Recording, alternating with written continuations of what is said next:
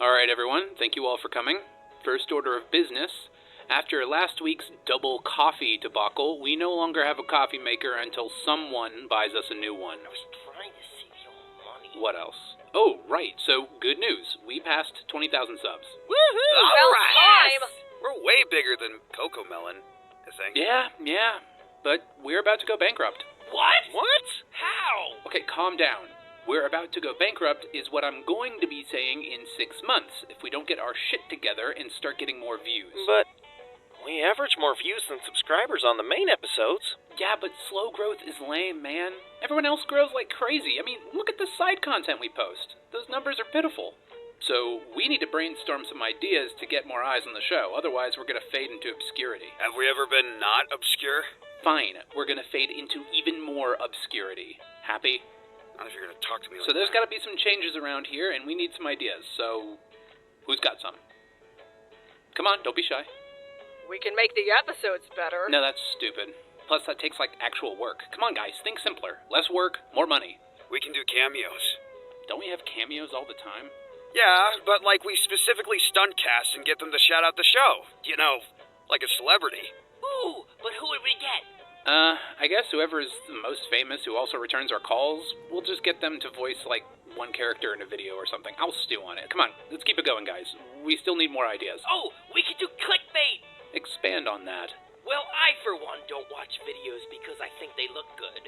I watch them because there's, like, pretty colors and cool things on the thumbnail. And I think I want to see a T-Rex fight Bigfoot. Okay, I like where your head is. Duke, I see you stewing over there. What are you thinking? Why don't we just sell out? We did try that, but we haven't gotten any good sponsor offers yet. Who said anything about good? Just take every single one. We can slap it into the video for a quick buck. Wouldn't that devalue our brand? Yeah, in exchange for money. Learn to listen, Tarjay. But Brilliant. I love it. What else? Okay, if we're gonna get serious, we need to talk about the algorithm. YouTube invisibly decides what does well by looking for videos that are attention-grabbing and don't cause controversy, right? Okay, so what do you suggest? We need to start censoring things. what, like profanity? Potentially, any content that a big corporation or advertiser would disapprove of. Anything political, violent, adult, which, yes, includes profanity. What about innuendo? That, too. Oh man, this is gonna... How are we supposed to appeal to a larger audience if we can't hide behind profanity? Oh, easy. We appeal to a dumber audience, like kids or vlogger channel fans. Oh, let's do one of the murder podcasts, the ones with the makeup. Not a bad idea, but we can't take our helmets off yet. That'll run up the budget. Oh, we should sell crypto! One word. Rap album. Crash coin! Wait. I don't think I'm okay with, well, any of this. People enjoy Crash because we care about it. And we put a lot of love and time into making it special. So what if it takes longer to come out? And who cares if it's niche? I'm just glad people enjoy it. Isn't it worth it to stay true to the vision instead of selling out to a sponsor for a quick buck?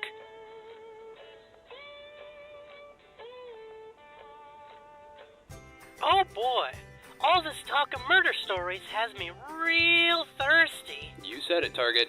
But before we start discussing the rooftop stabbing murders, I just want to say that I love the refreshing taste of Overkill soda.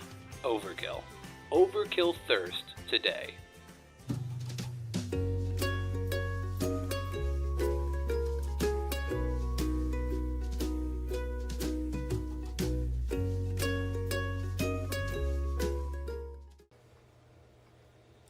Hey now, you better watch Crash on YouTube, you hear?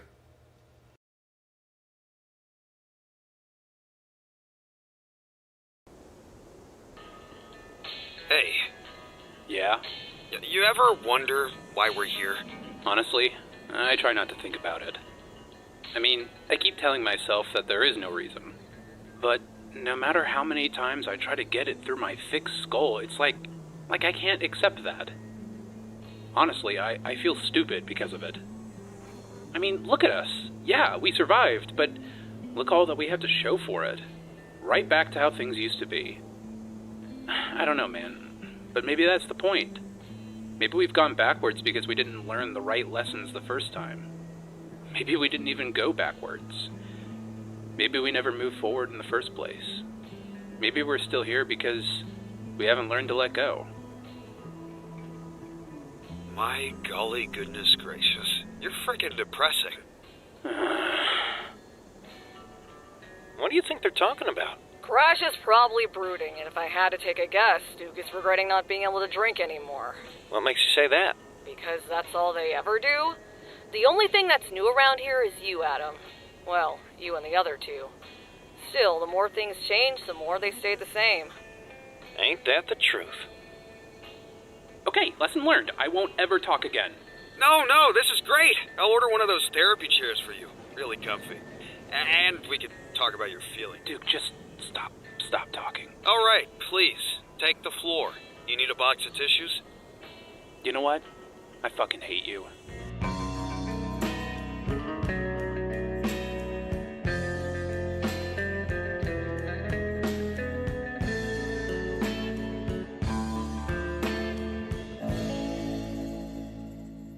My God, you're depressing. Your key to the Halo universe.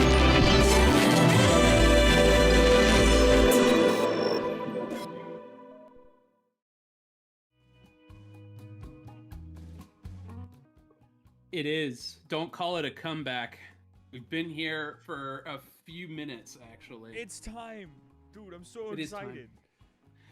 It is the hour. The hour has come, and we are ready. We are prepared. We are. We're gassed up. We are. I got my my zero sugar soda ready to go to keep my energy up. I like how you don't mention the brand. I'm not sponsored. They know how to get in contact with me. They probably have my information from the dark web. Anyway, That's true. Let's, That's true. Anyway, this video is sponsored by Delete Me. No, I'm kidding. This episode is sponsored by Optican, Healthcare on Demand. Get your Yeah. medications. Praxis and, Heavy all that. Industries. Yeah. Yeah. African great. Trust Bank. It's great. Okay. We have a Trunks lot- formed fish.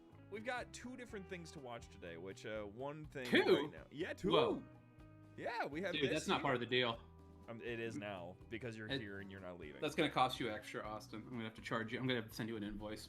Invoice these nuts. I've got here for us Roadside Picnic, which I haven't watched since it came out, so I don't even really remember what it is. And then of course the actual episode 8, Green Means Go, which Yes. I still wish that Green Means Go was like green but spelled like Green's name. That would have been fun. That would have been really fun. I think. Yeah. I should have done that. You're right. You know what? We're gonna George Lucas special edition Crash at some point. I actually did genuinely think of going back and reshooting Crash, like just as a fun summer experiment. If we ever have a summer off between seasons, just to be like, hey, I'm gonna, because it's already all edited and everything for the most part, and Yeah. all put together. I would just go back and reshoot all the early episodes, so that way it could have with some, so it's the same pacing for the most part, same lines, maybe a few lines redubbed here or there. But just to make, and then that would probably be like the full hour, or not hour, the full compilation of all of the episodes in one. And so I feel like that would be fun, because episode 1 to episode 8, the difference is kind of stark. So. It We're is, yeah, especially quality-wise. Quality-wise, Yeah. like it definitely spikes. But I could see that being fun. Maybe if it's like you call it a detour, but it's just an entire episode. It'd be funny. It's like, yeah, this is a silly little video, and it's like 8 hours long, and it's the entirety of season 1, like half of it reshot and edited, so that way it all flows together. That'd be a really cool. That'd actually be cool if we ever did physical media releases, which is probably not going to happen. But if we did, that'd be a cool way to put that on, so it's not episode by episode. You just watch through the entire thing like a really long movie. Maybe you could be calling it back to really old machinima, but back in the day, there was that Rise of the Spartans series. Dude was using like cinematic tricks and techniques to make a machinima, but like halfway through making the show, he got even better at it. So when he did a supercut, basically what he called the director's cut, it was every episode stuffed into one video. He remastered everything, and it looks a whole lot better. But you have to watch it with that old that old one. Yeah. I have heard people. I don't think I've ever watched Rise of the Spartans. I'm going to expose that about myself. It's fine. But people have told me. I have heard that name mentioned many a times in my comment section. I mean, there is the. I think the coolest thing that ever came out of it, because like Rise of the Spartans is alright. It was alright. The most interesting thing about it is that there's this voice actor who plays a character named Brass, and this dude who plays this character was like not just in the running, he was in the final like top 3 candidates to be Locke's stand-in voice, because you know Ikamati, right, is in Halo 5. It's not actually Coulter. Coulter was busy doing Luke Cage. So Ikamati did a Spartan Locke, but this guy who played Brass was going to be him. And I never played Halo 5, so I didn't like stand in, and so I didn't even know that. I was like, oh. Okay. I didn't believe him, honestly, until we had him on our show, and at one point we interviewed him, and I was like, hey, so, what do you mean by that? And then the dude just whips out this perfect Mike Coulter voice, despite not sounding anything like him, like not even close. It was very impressive. That's awesome. It was cool. I have to check it out just for that. It's pretty neat. It's a neat little show. I would say it's probably the best machinima that came in between the time of like 2010 to 2013. It was pretty solid for that time of YouTube anyway. So only thing that I have to say today before we get started on all of this and all that from Jumperscape side of things, I'm just excited. I have to point out how perfect all this is. The 2027 Halo Community Calendar. I don't know if you've seen the explosion that happened there, Mr. Rang. I understand that I live under a bridge. Yeah, so you're busy. You're a busy person. Yeah, I'm like a goblin creature, and that's why I stay out of news. Well, for everyone here who may not have gotten yourselves one yet or not, the calendar Kickstarter is currently 7 hours away from being wrapped up. It's currently this is the last day that this Kickstarter will be live. Just to recap, the Halo Community Calendar, it's 16 artists that we've pulled from the Halo community to come together and make this really cool Halo calendar that's got a lot of really good pieces of art. It's got some tie-ins to Halo lore. It's got a lot of fun facts in there, a lot of things that are going to be really cool sprinkled throughout. And it's a lot of work, and it's most importantly expensive. Calendars are more expensive than you would expect them to be. The goal for this Kickstarter was $12,000, and that goal was reached in a week. And that's awesome. It's insane. And right now, we're a little over 2,000 away from reaching our final stretch goal, which will make this improvement happen, because it costs a little bit extra to do. It's called the Halo Community Calendar Evolved, because, you know, we're creative. It's essentially a bunch of extra pages that'll get added to the calendar, so then you get a little bit more interaction in between your months. And also, on the last page, it's got a poster that takes that little calendar crease in the middle in mind, so it's not weird, that you can just keep up after 2027 ends. And then, from then on, we'll be adding on this evolved design to all of the future calendars, regardless of if they hit a goal or not. So it's going to be something that will continue on to the future, and it's going to be this collective, like a collection of fun little pieces that will continue on for the years. Because I don't think we're going to be able to stop this anytime soon now, because people really love this project, and so that makes me happy, because the artists, oh my gosh, the artists are so excited. Yeah, so now I just got to see if it happens. But that being said, every single bit, of course, goes towards that stretch goal, that final stretch goal of 21,000, but the actual calendar itself, this is the opportunity. We're keeping late pledges open for the calendar. Like, that is going to be an option for just maybe a month or two. The calendar will be available for that, but the problem is that we're going to be bulk ordering these calendars as soon as the funding from Kickstarter comes in. So that saves us money, because, you know, ordering in bulk usually means you don't have to worry about a whole lot of swapping out or anything like that. If we order them individually, oof on the budget. So the Kickstarter calendar, if you go for the late pledge option, it's going to cost a little bit more. But that's just because we have to order that individually. So I would grab it now while you can, while it's not the late pledge price. Plus, the only thing you can get late is the calendar itself. None of the actual extras will be available after the late pledges start. Get them before they're gone. Exactly. At some point we should make that special secret video we made for last year's calendar public at some point. I was actually going to do that when 2026 ends. Yeah. Okay. Yeah. Just because spoilers. There's a secret video. There are still people know there's a Crash tie-in somewhere in that calendar. Everyone who has a calendar has the opportunity to figure out how to get that. It's not even that hard, really. It's a really easy thing to figure out. You just have to. You had to either be told, because there's been many times that I've dropped it as a little hint of like what you have to do to get it. But then also, if you just look at it long enough, you're just like, huh, what's that? And then you kind of piece it together from there. Oh, dang, mine's still on July. I gotta fix that.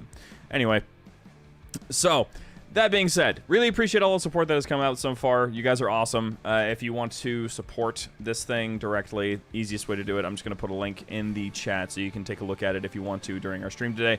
But otherwise, we have probably knowing me and Mr. Boom here, we probably got about 2 hours together just talking about this. Actually, we have a question here. Anthony Becker says, "Hey Crash, I'm Boom, by the way. Crash is the character I play. I'm not actually a snarky pilot sniper. I've never even flown before. I have shot things with a gun though. That is with a scope, no less. So that he says things. He doesn't specify what it is for a reason. For legal reasons. My legal counsel has told me to not specify. I can't tell you what kind of bottles I was shooting because they don't sponsor us. Let's see. Hold on. Actually, that might be a good reason to exactly mention which one. But the question was, hope you're having a great day. I'm having a good day. So question, have you ever heard of a Red vs. Blue Avalanche series? I actually have. I believe it's also previously been called Too Damn Cold, and it's by is it Last Man Films, right? I mean, I've literally talked to the guy, and he's cool. I really enjoy when I watch it. He's gotten better and better at making it. Blue Flame Studios, Last Man. Last Man Films. I enjoy it. It fills that niche pretty well. I don't keep up with a lot of machinima nowadays. So usually when people ask me, "Hey, I'm a machinima maker," I'm like, "Awesome! It's really cool to meet you." But I'm like, I don't usually watch a lot of other machinima, and for the same reason I don't watch a lot of other TV shows and things like that. And I used to feel weird about that, but apparently that's actually a pretty common thing from what I'm hearing about creative people. I think we may have even mentioned this before on these streams, but like, yeah, I usually don't keep up with a lot of shows and storytelling stuff unless it's a very specific special interest of mine. Yeah. But I have heard of it and seen a good bit of it, and it seems pretty cool. And Last Man's cool, so hope that answers your question. What's really funny is I'm looking at Blue Flame Studios, and if you switch to the popular tab, the actual most popular series that they've dropped is Island of the Dead, which is a Halo Reach zombie machinima with episodes reaching into the 6 digits. So that's a fantastic thing. But then I scroll down a little bit, and the most popular thing after that is just re-uploads of the Hunt the Truth audio drama series from Halo officially. Pretty cool. Which I think is entertaining because we're going to be talking about that on the show today, on the library tonight when we're doing it. We're going to be talking about this. And I was like, yeah. No, we're not talking about it here. That'd be a lot to get into, but we are going to be talking about specifically Benjamin Giraud, because there is a Hunt the Truth Easter egg in this episode of Crash. This episode? Yeah, I'll point it out. If I don't catch it, because I freaking love Hunt the Truth. It's one of my favorite things to mess with people about. Like, not really mess with people, like Pokemon is that it's like people talk about it like, oh, in Hunt the Truth they even teased that Master Chief is going to go rogue. It's like, no, that's not what happened. Because I feel like the Farside Files, I actually was more into Hunt the Truth than I was into Halo 5. Because I never really played Halo 5 because I was just like, But Hunt the Truth was pretty cool, and I love Bees, and so those two things I think had a big influence on the Farside Files. Speaking of the Farside Files, we have one queued up here, ready to go. Perfect segue. Well done.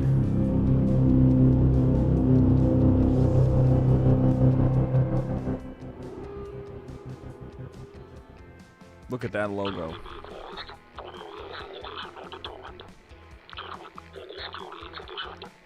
Checkmate acknowledges all. Security teams stand by for further orders. Look, man, I didn't mean anything. Oh, it's this one. I'm an offensive driver. You know what? That animation must have been really annoying to do. Oh yeah, Echo did the animations for this, and he's absolutely incredible. And I actually had seen him do some other animations on his channel about like it being in vehicles. It's actually really funny because throughout all of this, you'll see that the screen glitches, and the reason why is because this is an animation, and when the lighting updates, there's a single frame where they vanish. And so we have the black box glitch each time, and you'll see every a little, you know, a little behind the scenes things. You'll notice the glitch happens when there are lighting updates. Save for the Halo 3's lighting engine's not exactly designed for this sort of thing. Court Marshal, I'm done talking to you. I'm swapping with Logan when we get back. Also, a fun fact, I'm actually driving this van actively. Oh. And the camera is just placed inside of the vehicle with the animations linked to the vehicle playing in real time. Oh, so you're doing it the old-fashioned Bungie way of, yeah, these ships are being piloted by developers, and then it's just replaying back every time you play. It's actually not even a replay, though, because I wish I had that function. In fact, Austin, if you could get in touch with anyone who knows Halo's engine from back in the day, who can figure out how we could get that back, that'd make filming a billion times more easy, but that's like our white whale for production stuff. We have so many cool tools, but that's one of the things that's like, the replay function was in Halo 1. I believe it was in Halo 2, and it was cut out for Halo 3. And I was like, oh, no, please. And That's so tough. We have to figure out how the engine works to try to re-implement it at some point, because that would be so useful. But no, this is actually just me live playing with the controller and just hitting the record button on OBS. Hey, you actually got a question from GameSaw asking, on the subject of Boomerang and other machinima, you've made great cameo appearances in other machinimas. Has there been any performance you've given that has stood out? I think I had really a lot of fun doing the guard duty one where I was Heath, the health inspector.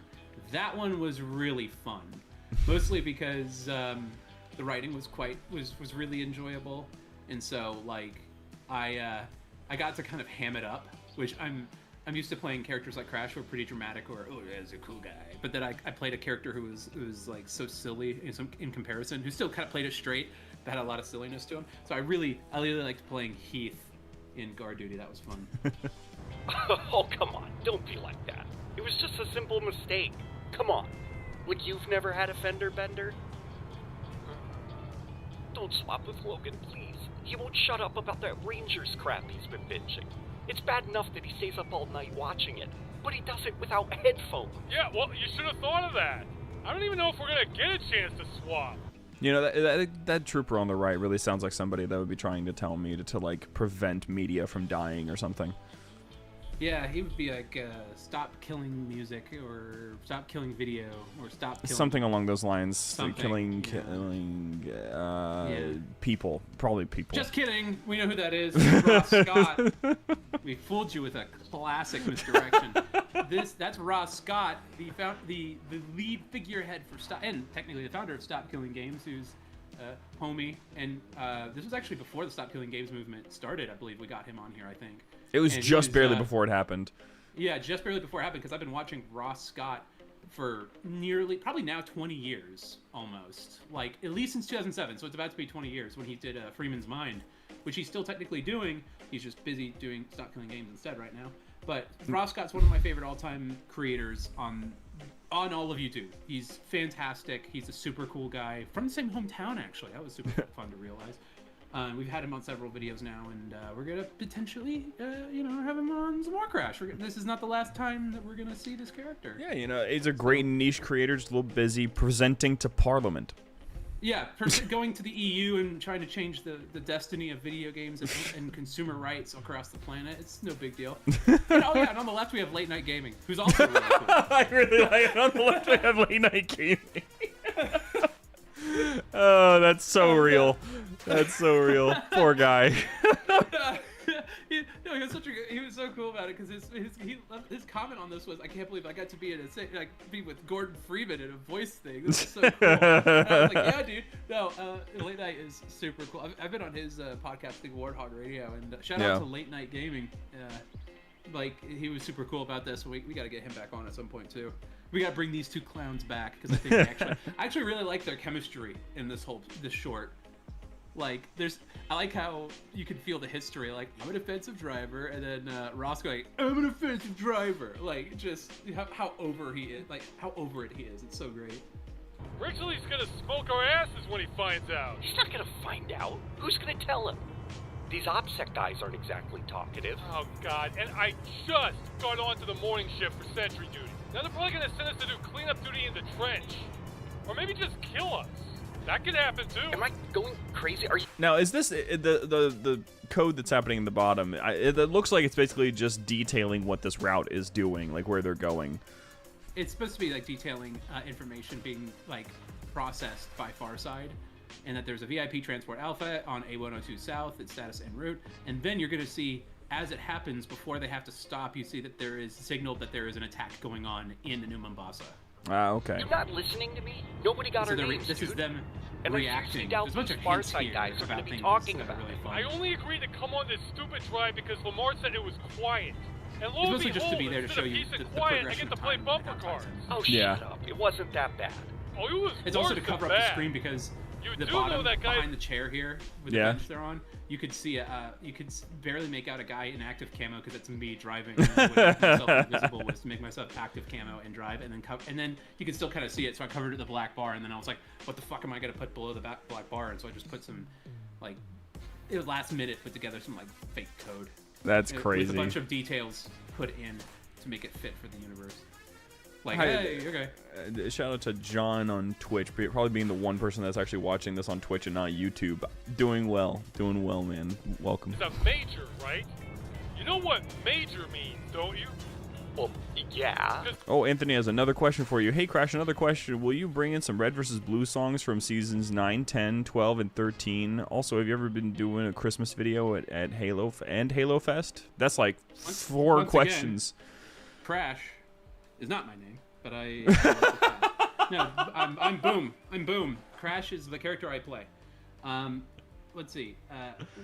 Red vs. Blue songs. I'm working with Trocadero on more music for Crash, and we had 2 original songs plus Wing to Wing, which was a song. I don't know if Wing to Wing appeared in any episodes of Red vs. Blue, but that was a song from them that we featured. I don't know if we'll maybe. I feel like the truth is, if we're going to be putting a lot of Trocadero music in the future, I'll never say never, but I'd rather get some new stuff. Like, I've already been listening to some of the stuff that it's not been released yet. That's pretty cool. And so it's like, I don't know, I'm excited to bring some new stuff to the table. If, working with Nico is awesome. He's a super, super cool guy. And then what was the next part of the question? Sorry, I lost track of it. Here we go. Will you ever be doing a Christmas video? I'd like to. It's just hard to. Crash stuff takes so long, and I never want to just make a video to check a box. I have to be convinced, oh, this is a fun idea. And that's why sometimes you'll get like 3 detours that are silly short videos in a row, is because for some reason those ideas would come to me, and then you get a drought of no detour videos because nothing comes to me. It's basically like, I'm not going to make a detour video just because I'm like, I got to make a detour video. In fact, I kind of don't want to make any videos unless I feel good about the idea and excited about the idea. Like, I'd rather go 6 months without uploading something rather than uploading something just to artificially inflate what's going on. I still like getting videos out, but I just don't feel comfortable putting out a video unless I'm at least a little enthusiastic about what's in it. And so, let's see, and then for Halo Fest, maybe, if I can think of anything fun. We had a pretty cool HCS video. It would be really funny just to re-upload the HCS video and then just overdub it with Halo Fest instead. Just Halo Fest. Yeah. And it's just the same advice, the same bad advice. We should, yeah. And then, let's see, and then wouldn't be using songs from Red vs. Blue be something they can get in trouble for? Not really. I mean, Trocadero owns the rights, and so as long as Trocadero, to the music, so as long as Trocadero's okay with it, and we either pay them for a license, or they just say okay, like, they let us use, well, I licensed Wing to Wing, but, like, I didn't pay them anything, I don't think, for the songs. Like, they just work with us, and they're chill, and they have the rights to it, so.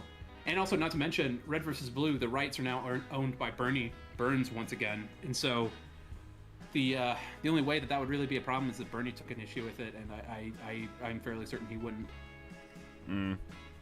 Yeah, Rooster Teeth's owned by Bernie. It's just Bernie now, basically. And I don't, I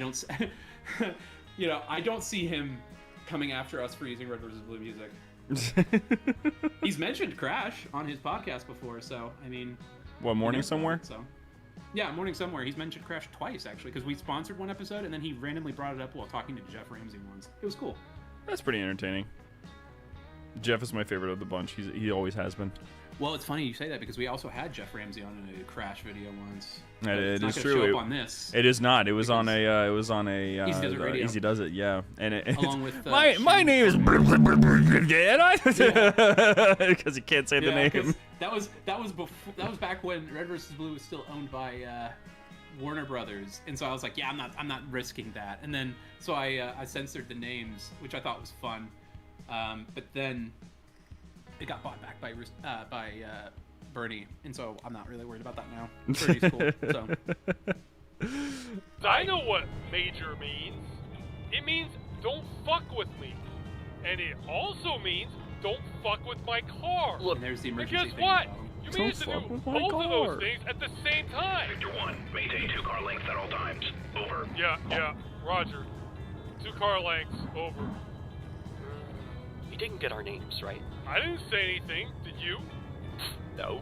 And look, Farside is being super hush-hush about this drive. Relax. That guy we picked up has got to be somebody important. I doubt even Major Dipshit back there is going to be able to get acknowledgement this drive happened, let alone submit a complaint. For my sake, I hope you're right. But I don't see how some dead guy would be that important to... All Victors hold. What now? Security team, condition 1. Victor 1, prepare to move on my signal. Yeah. Okay, I'm ready. Over. Shit. What's got them spooked? Bullshit. These guys are freaking statues, man. I don't think anything spooks them. Victor 1, follow Victor 2 double time. Move up on my mark. Ooh, I don't like this. You know, we'd probably be there by now if you hadn't failed to yield. Joe. And now look, this is gonna take all day. Joe. What? Shit, look out! That's tough.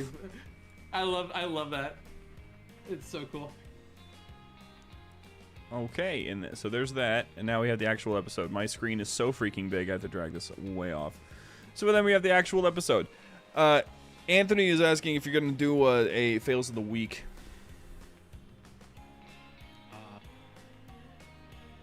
No. I figured, because we tried it, it didn't work out very well because no one actually wants to see that stuff, at least not from us. I think that's exclusively for the hands of those who made it to begin with. Yeah, no. I mean, that's not the kind of content I make, so. It's the kind of stuff that we would, but again, it ain't for us to make. We tried it, you know. We tried to throw it our own unique spin. Would you be so kind as to stream it for me, Austin? This No. has become a grand tradition on during the podcast. You don't need it. You're just being needy. Okay, you know what? I'll just imagine. I'll imagine it's cool. I'll imagine that there's a really cool episode happening, and you're like, No, hey, you just gotta listen. What's the story about this? And this I'm like, is, I have no idea. This is the moment that you realize that it would benefit you to have like audio play versions of the Crash episodes that are meant for those people who are like they can't see, they're blind, but they still want to enjoy the show. So it's like you have the normal episode audio, but then there's this random voice that's like, Crash steps out into the his watchtower. Just me sitting there like eating chips, and I'm like, oh, he just did a thing. Like I just explained it, but I don't pause it at all unless it's like a really complicated scene where I'm like, okay, so he's like, dang, you just shot that rebel in the head. Yeah, that guy's dead. There was a guy, by the way, and he was invisible, and now he's not. Now he's dead. It was crazy. Oh, is that an elite? Some, and then he got shot in the head. So I guess he got some. Yes, we begin now with episode 8. Oh, no, never mind. I was gonna say that the screen's black, but the screen was. The screen is always black at the beginning of these episodes. It doesn't just have the opening frame be the boomerang thing. It has to glitch in there. It's style. Price on that. Gives us spunk and energy. Yes. Opening theme, Late for Work by Belmont Classic. Crash.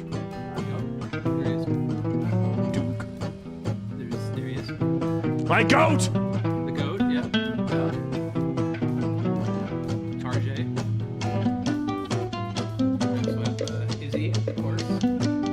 We have also Dizzy. Nutty. Western Front.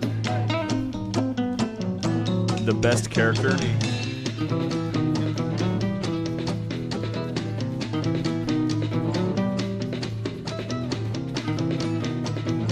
Hey, what's this shot about?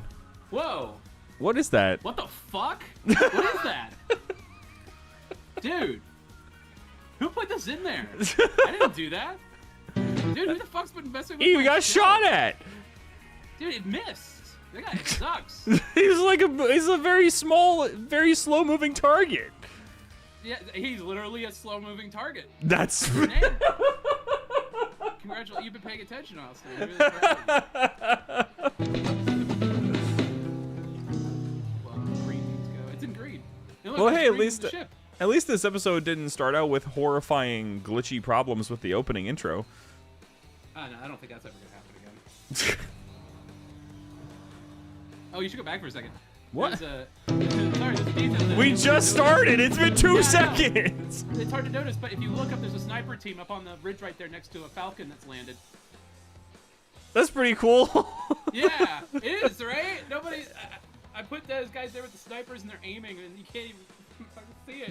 They just look like little dots. So you can, like, you did a lot of work for that. Yeah. Oh man. All right, yeah, it's onwards. Hey, Phoebe noticed. Phoebe noticed it. Wait, Phoebe noticed? Hold Phoebe on. noticed it. That's an ODST sniper team. Or There that's a Marine you sniper go. team. I don't remember if it's ODSTs or not. Have I used More any Marines are here now color? than there were before, and you see more vehicles have also shown up, which is a nice touch. Fixers' cars are still there, but you see 2 transport hogs and a Gauss hog, and now there's also Marines also stationed by the bottom. Yeah. Have I used any colored episode for Crash? I'm gonna be real, dude. I have no idea what you're asking. I got no idea what that means. Right, keep your eyes peeled. Cool dialogue from Halo 3. Maybe ODST? It is truly an honor to witness such an Also, here's a occasion. cool detail. That blood stain is not in the game. I had to edit that in because that was the blood stain that gets splattered when Pop shoots the guy. And so I was like, I don't want to keep editing this, so it gets self-cleaned, like the visors I saw in that. Republic Commando. Yeah, I really And then liked you that hear, detail. Keep it clean, respect public property, like very It's- quietly. It's so funny. But let's not get distracted from the fact that an elite is talking and it's not machinima logic Oh, yeah, where and like his mandibles are moving. yeah, because normally what you have with machinima, it happens all the time. It's one of my favorite things. The elites tend to wear helmets a lot. It's probably just because they couldn't get the mouth to move, of course. But here, no. I'm assuming the logic here, I mean, doing it to a player model is wild, like while you're controlling the character is crazy. But the actual execution of it being like matching the mouth to the voice, I'm assuming it's the same logic that happened with Vengeful Vadim with Halo 2.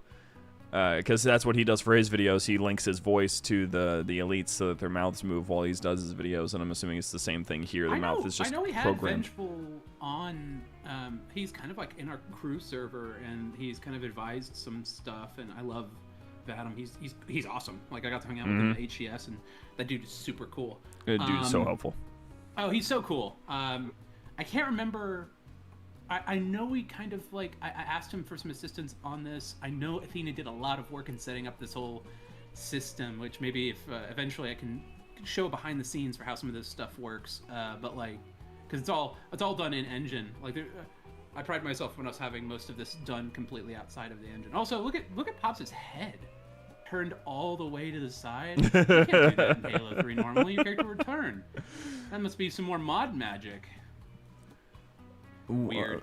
So have I? Okay, so let me put this together. Have I used any colored episode for Crash? A fan who helped out Crash for the episode for YouTube.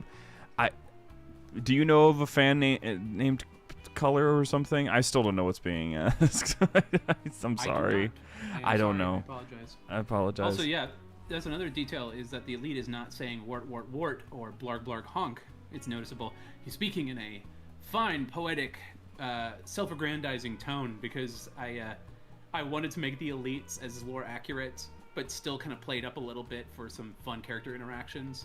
Like, I like the idea of elites being kind of straight men, especially to the more colorful human cast. You know what I mean? Yeah. But then also adding a lot of color to them too, because Otto and Motan is the shipmaster here.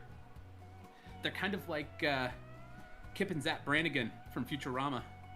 Like Motan is kind of like an elite version of Zap Brannigan, where he's like self-aggrandizing, he's overconfident, but unlike Zap Brannigan, he's actually extremely competent. And so I just think that it's really fun. Like, he was literally like, oh, I'm the VIP, and he's waiting by the door with the bomb to be like, I'm waiting for them to get in so I can stab them to death. They can see me. Witness me. Yeah, he's literally. I like the idea that he was standing there the entire time. He was standing there the entire time watching them get the kills, just like silently watching. And now he's like, good job. Like, yeah, cool. I do love that. It's fantastic. That also means that the blood splatter. Like, he just saw the guy actually, that means that shot of the guy standing up and getting hit with the blood is actually the view that almost the view that Motan had. Yeah, just watches Pops just whip around and gack some guy. Yeah. He schwacked that dude who tried to jump him. Like, that was cool. Yeah, but now we're gonna see Target feel like he isn't worth anything because he didn't shoot somebody. Yeah. Anyway. Yeah. Otto. I'm happy. Transcribe this. Also, he's Otto. Otto, transcribe this. Where is he? Which means the implication there is that Otto is supposed to be watching over the Kaidon, and the Kaidon just rushed over here without him. And Otto still doesn't know where he is. He's like, where did he go? And he's like right by the worst spot he can be, like the most dangerous place. Which is why Otto wouldn't be there immediately. Yeah. Fixer area. Is that my goat, by the way? Top of the hill, but avoid the stairway till I give the all clear. Sapient Sunrise For our friends left us from the Halo universe. That's some little art done by what's it called? Katie Dragonclaw. Sick. You can see I get annoyed because I edited the blood stain to be like at this angle, and then the next shot is where I was like, yeah, I'm not doing this anymore. And so it's like, hey, it vanishes. Look at that. It gets Favor to cleaned deal by the with. system. Get down here and handle it. You I want to get away from that. Miss this. I will do no such things, but I also like the idea that the memorial is used to having graffiti all over it, and so they installed a wiper. Yeah. Just get rid of it. Kaidon, I must protest. Which I'm glad that you have the two different sides of the coin when it comes to elites. You have the smooth-speaking elite that will speak all the way down here and inform you that you are indeed worthy. And then you have the elite that pozole. Yeah. I like to think of it as Otto's not poorly spoken, you know what I mean? He's got a different tone, whereas the Kaidon is much more self-aggrandizing. Yeah, it's like whenever you see somebody that's got smooth tones that speaks in a very nice and it's good to meet you. And then you got the 60-year-old veteran that has just been shouting a lot his whole life. Yeah. Let's take sanctuary deeper inside the structure. No need, Otto. As you can see, the humans have spared no expense. They send Spartans to deal with these. Even the elites are convinced they're Spartans. Vermin. And they have done so with remarkable ease. Doing body acting while matching the mandibles, pain. Wouldn't want that in a million years. Yep.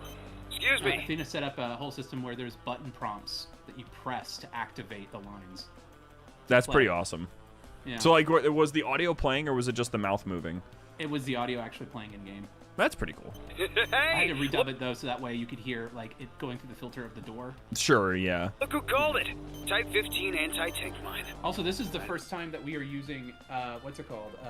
A free cam in the tools that can go go through the area. So technically, this camera is no clipping into the ground, and it allows us to get this shot of the bomb. Duke. This is the first episode where I really start to experiment with doing some cool stuff. With a lot more cinematography. Are you still able to do like the zoom shots where it's a little bit more punched in so that you get more of that? That's actually part of the tools now, is that we actually have a full FOV slider, so we can I can actually really tune the frame to fit exactly what I want. Nice. I think episode 7 was like us each episode feels like a grand experiment with new tools. Episode 8 is where we really start to shift over to cinematic tools for things, and I think 8 is like the one where we're like, okay, yeah, we're locking in more. It feels like each episode is me getting my shit together on a different thing. Like, okay, I gotta get my shit together, cinematography, and like shot composition and all that shit, you know. Well, that's one of the best things about the concept, is that essentially what you're looking at is at some point you see the jump from like any show, anything really, from season 1 or movie 1 to season 2 or movie 2. you see everyone figuring it out for that first one, and then in the second one, they figured out what they want to do, and now they're just doing it, and it's consistent and cool. Yep, and it's super fun. I mean, I talked about potentially going back and reshooting some stuff, but another part of me is like, I kind of like having the juxtaposition between episode 1 and this. Yeah. Because I don't feel like it's inconsistent. It doesn't feel like a different universe. It just feels like a better execution of the same universe. The way that I would put it is, it's what you're watching is the shift actively in the way of the production. You're seeing the shift from it being a Halo machinima to a Halo short series. So it's like it goes from being more YouTube style machinima series that you've seen a billion times to this is actually putting in some actual effort to figure out how to make it more interactive as a visual product. So you're watching that development happen, and since the story also gets progressively more intense, it makes a lot of sense natural to watch it progress. Yeah, it feels like it feels almost like the first episode is this super scuffed, it's silly little, like, oh, look at these silly guys running around here. But there's some hints about the later story, and then it's like a slow burn watching it. Actually, there's recently been a lot of people commenting where they either just discovered the show or just came back after stopped watching episode 2 years ago, and then they come back to the show or finally checking it out, and they binge 1 through 10. And part of me is like, yes, because I actually kind of am designing the show to be a binged show. It's something like you can watch episodes 1 through 10, and like I don't know, I want it to feel like a show that you want to binge, you know, where it's like, oh, well, what's gonna happen next? And so we constantly end on little hooks and questions, and we do our best to try to continue those along. We don't do the Lost thing where there's questions we have no intention of answering. Like every major question actually has an answer that we've pre-planned. That's awesome. Sir, I think you missed a spot or two. I was here waiting for them to get in, so that I might show them how a true Sengeti warrior fights. Don't tell me that's our VIP. I think we have a bigger problem. Oh, right. Just a sec. Good animation from Echo here.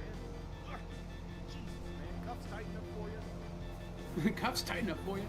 Hey, you tried to blow us up.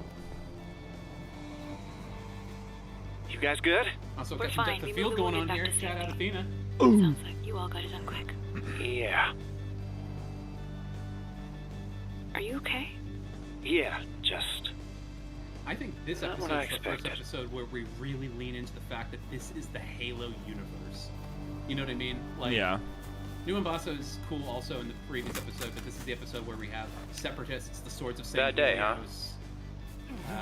Oh, look at that! The Halo Reach All right, hang it. by Skaboodly Doodle. In there. Doc, we got a live I wonder one. if anybody else uses that weapon, which is foreshadowing. Every time I hear the pre-stream music still playing, man, it took all of us a while to figure that out. I'll just turn that down slowly. So I love hearing Skaboodly Doodle because every single time I hear it, I think of way back with 2024 HCS. Ron is one of the best people working at Halo Studios. He's a fantastic individual. He's the guy that's usually in the Master Chief bathrobe up on the stage at the community stage at these events.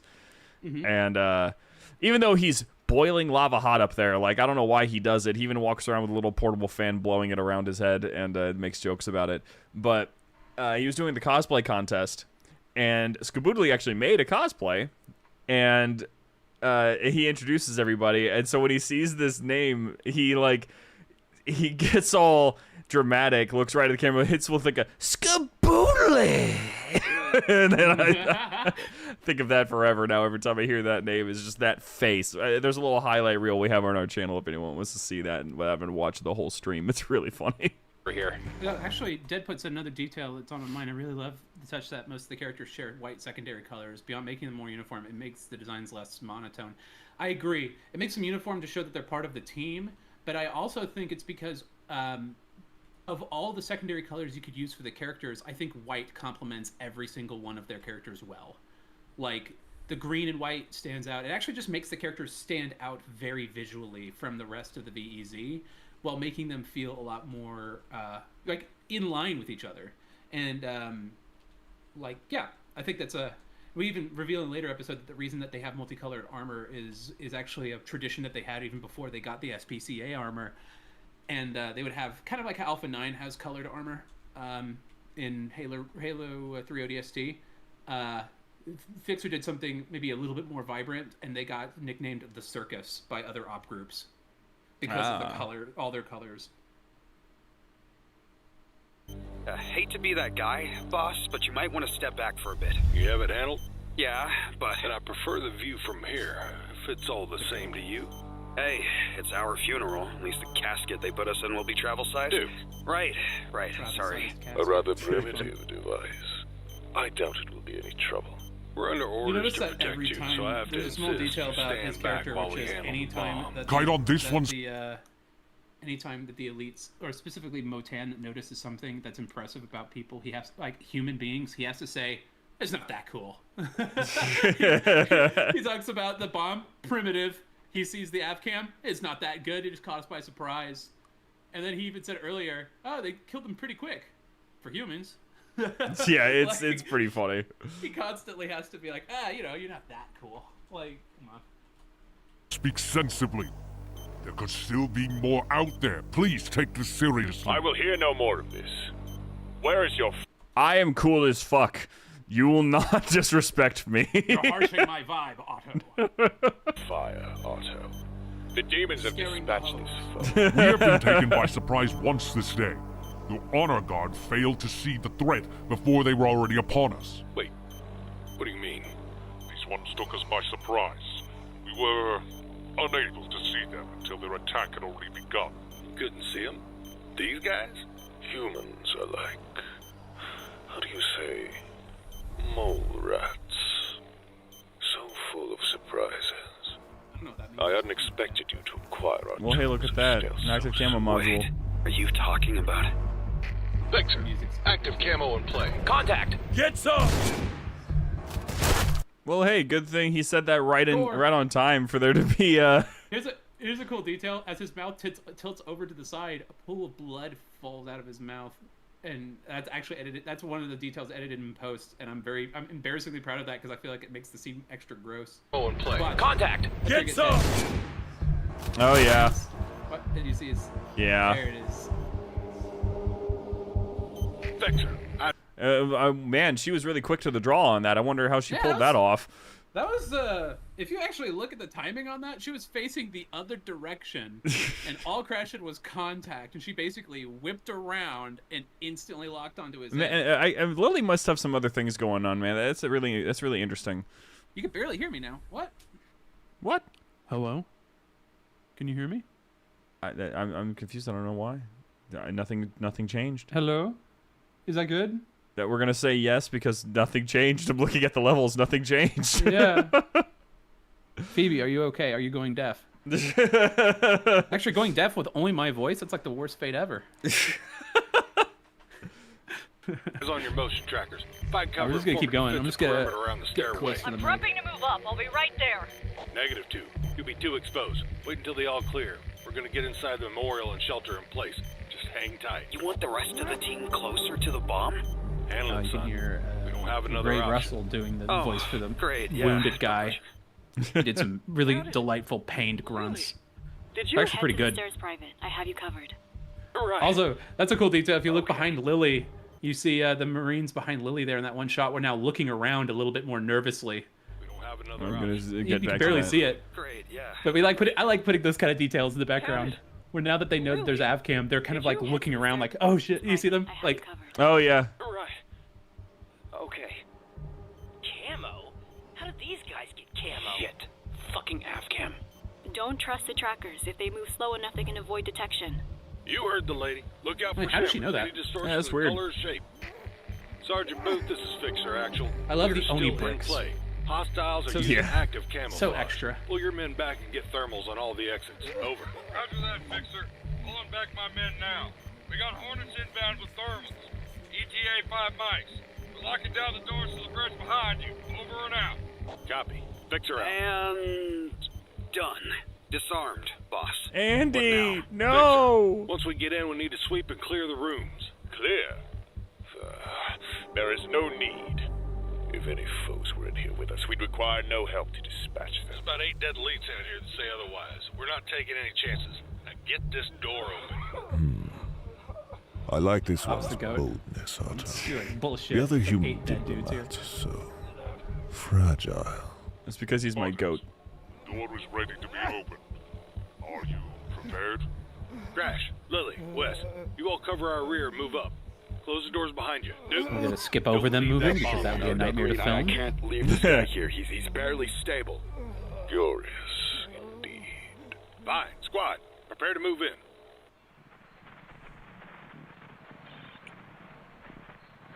Dante, voiced by General Heed. Secure, sir. All right, Fixer, clear this floor. Did you name him Dante because ODST has a massive amount of references to Dante's Inferno? What? What? Why would you no? Why would you even suggest such a thing? That would make me a hack. All right, Austin. What are you taking? I'm sorry. For? I'm sorry for asking. It just seemed like it made sense. Obviously, it's a Devil May Cry reference. Okay. Oh, my bad. Obviously. Yeah, you're right. Yeah, you're right. Yeah, you're right. General Heat sounds a whole lot like Dante. I don't know Dante's Inferno, but it sounds like a pretty lame fucking fan fiction of Devil May Cry. Overlapping sightlines, slow and steady, and look out for anything that doesn't look right. Nice. The dark room setup. Evacuation in progress thing.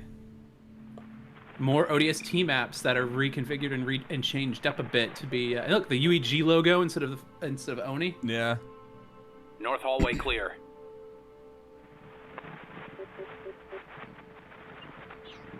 Rear balcony is clear. Elevators are clear. Are these elevators active? Negative.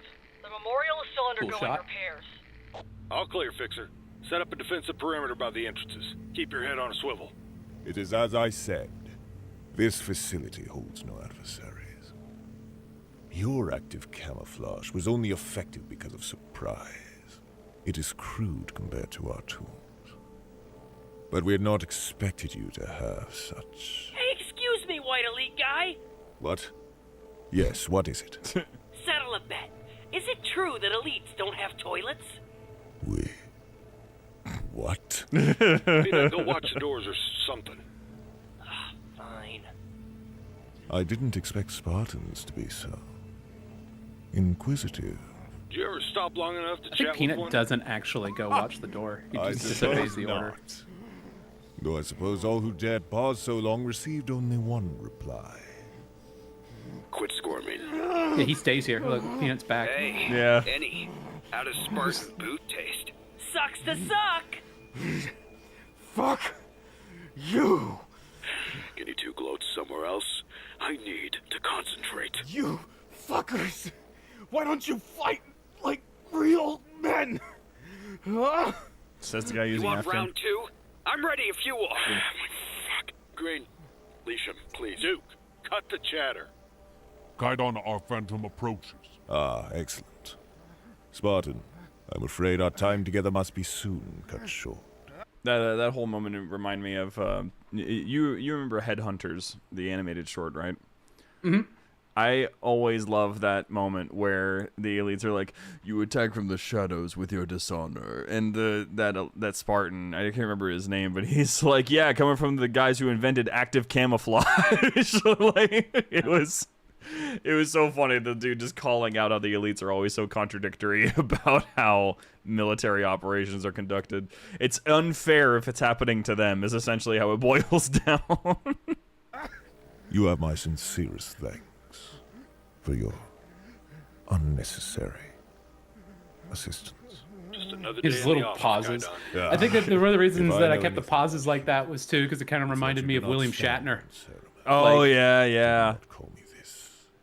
I am Shipmaster Sars Moton of the Ardent Penance, Oh no, his first name is SARS. Dude's got the infection.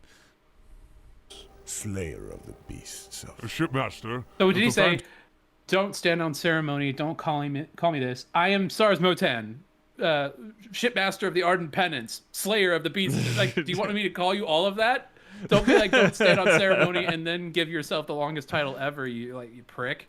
Like, come on. That seems about right. Otto, do not interrupt your shipmaster. We've been over this. Now, where was I? You said. Also, fun fact: this elite is voiced by Henry Schultz, the voice of Target, which is kind of nuts because the dude's got some crazy range. Yeah, it would be kind of cool if you could get him to like sing at some point in the future. That'd be nuts. I don't know, man. That'd be what, a musical episode? I don't think so. I don't think so, dude. This isn't Blues Brothers, okay? This is Crash. We take ourselves very seriously. In Phineas and Ferb, somewhere in season 3, they went back and they recreated the entirety of the first episode because the voice actor for Phineas had changed by the time that they got to season 3. He changed after like episode 1. Instead of just redoing the entire episode, they made it so episode 1 became a musical from start to finish. The entire thing is almost entirely a musical. I'm just saying. Well, you know what? I was more of a Cartoon Network kid, so I had no idea that was. Oh, whatever. Of course you were. You were leaving, I believe. Otto, you will have to regale them with tales of our hunts. While I sort out You'll need to tell them how badass I am. I'm sure Oni will have their paws on us soon enough if I do not. Talk about a target range. That's funny. What? Report. Okay, the fact that his face barely moves when he says that was actually hilarious. I sort out this mess. Yeah. There's somebody. Sure Somebody said they're really surprised by how much visual comedy we can get done with like the simplest movements with characters. What? Just barely moved whatsoever. That's I might need that as a GIF. Just not. What? Put back in 3 cycles. Tell me everything you learned from the Spartans. I shall speak with this hooded lord once more of our arrangements. Hooded lord. He has to be doing that deliberately too, because they have to know that his title is Lord Hood. Like it has to be something that they actually know about. Come again? Your leadership. He actually said that. What was it? That they haven't had the chance to deal with humans very directly. That in a later episode, we actually established that this group is a devotary from the Covenant that specialized in schismatics and heretical movements, and so rarely, if ever, even encountered humans. And so, basically, the Khaidon and the Ardent Penance is like this anti-heretic group in the Covenant before the Covenant broken. They sided with the Swords during the schism, but they only encountered humans maybe 3 times or 5 times or something like that over the course of the entire war. That's like established in a later episode, which I haven't seen yet. And so the idea is, and he's even said he hasn't had a chance to see humans up close, well, alive. And so the idea is that these elites are also especially uncomfortable and unfamiliar with human customs, which makes them kind of the worst group to have shown up at Earth unannounced. But Inquisition elites, kind of. They're like this. Yeah, they're like the Sangalia Inquisition from the Covenant. That makes a lot of sense, actually. But as a result, they actually also don't have a lot of bad blood with humans for that reason. They're just kind of awkward. Like, you didn't spend 30 years fighting them. You're just kind of like, like, Not told you? We are here to conduct joint training exercises with your forces. I am nominating Otto to be embedded with your team, Spartan. What? Wait, what? Ooh, yes! What?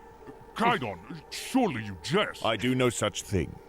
Otto, do not call me Shirley. You will accompany these Spartans to their base of operations. Noble Khaidon, I cannot... Otto here is quite the student of human customs, but he's rarely had the chance to study them, well, alive. Truly, this is a splendid occasion. Spartan, how do you install Duolingo on your phone? I want to see Leslie Nielsen, rest in peace, but him voice an elite. Sure, surely you jest. I never jest, and do not call me Shirley. And do not call me Shirley. Yeah, that's Gosh, great. I should have included that line. I've been so on the nose, but it's so fun. I don't think our team will be part of any exercises. You'll have to find another team to embed with. So be it. I will inquire of your leadership then. Come, Otto. We must return to the penance. The zealots among our ranks will be stoking many fires, no doubt. By your word, Kaidon. Victor, listen up. 7, get ready to transfer custody to the NMPD Is outside. Crash already looking over his 3, shoulder 4, looking for 5, target? run point on the main door. Everyone else cover the rear as we move. Kaidon, my Spartans will run point until you are aboard your dropship. Wonderful. Lead the way. Shit. I think target wandered off again. Lily, I'm gonna check the side hallway. You check the rear balcony.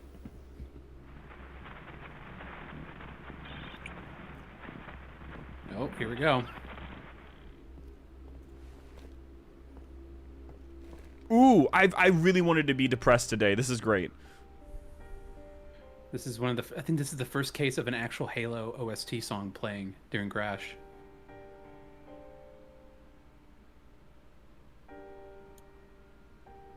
Look at all those developers. Those are actually patrons for the most part, along with. Oh, really? You threw in your own text? Yeah.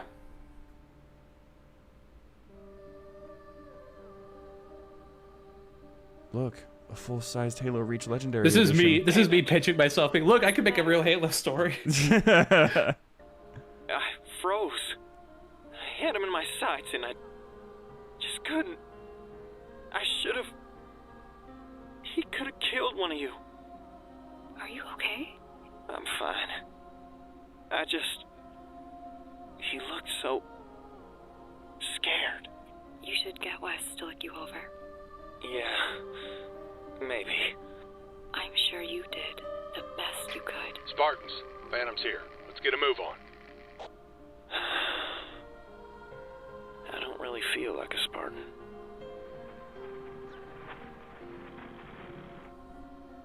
Good news. There's only one group that actually feels like Spartans at any given time, and that's the Twos. To this day, no one else afterwards feels like a Spartan, really. Yep. Genuinely, the Spartan 4s are constantly like, oh man, I can't be those guys. Those guys are really fucking cool. I can't be like that. We also kept Noble 6 on the statue here in the back. We also had it be that 6 is just obscured enough to where you can't tell, is it he? Is it a she? Like who? What kind of Noble 6 are we talking about here? And that's that's kind of, I think that's a fun side effect, but it's the it helps to project yourself onto the because that's why everybody likes Noble 6, is that Noble 6 can be basically whoever. Yeah, And essentially. So we did go with a kind of like a semi-canonical design that shows up in a lot of promotional material for him, though. Mm. Man, I wonder why she's eyeballing that. That's weird. Yeah, that's strange. Oh, drones flying over. The B. I love this. Yeah, and then they go up, and then this whole shot is like I actually used the elements ripped from Halo 3 ODST's files for the HUD. But this is the same thing that the drones see in ODST that you'll see. Yeah, there it is. But edited a good bit.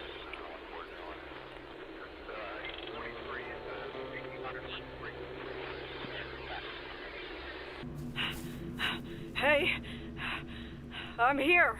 Is everyone good? We're all good, Iz. You took your time.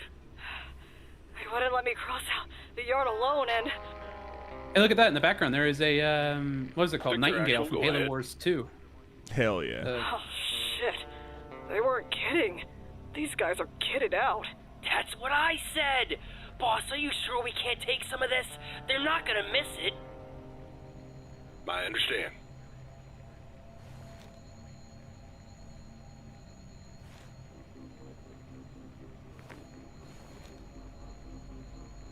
Yes. The doohickey. What is that? Not sure. Copy that. Fix her out. All right, kids. Let's not stay sightseeing. Brass wants us packed up and put away from the public ASAP. No dilly-dallying. Where's Crash? Yeah, but what about the seaside? Were there any explosions over there at all? I'm sorry, sir. I don't know. There's a comms blackout. You'll have to check the news or something when the blackout is lifted. Great. Attention, traveler.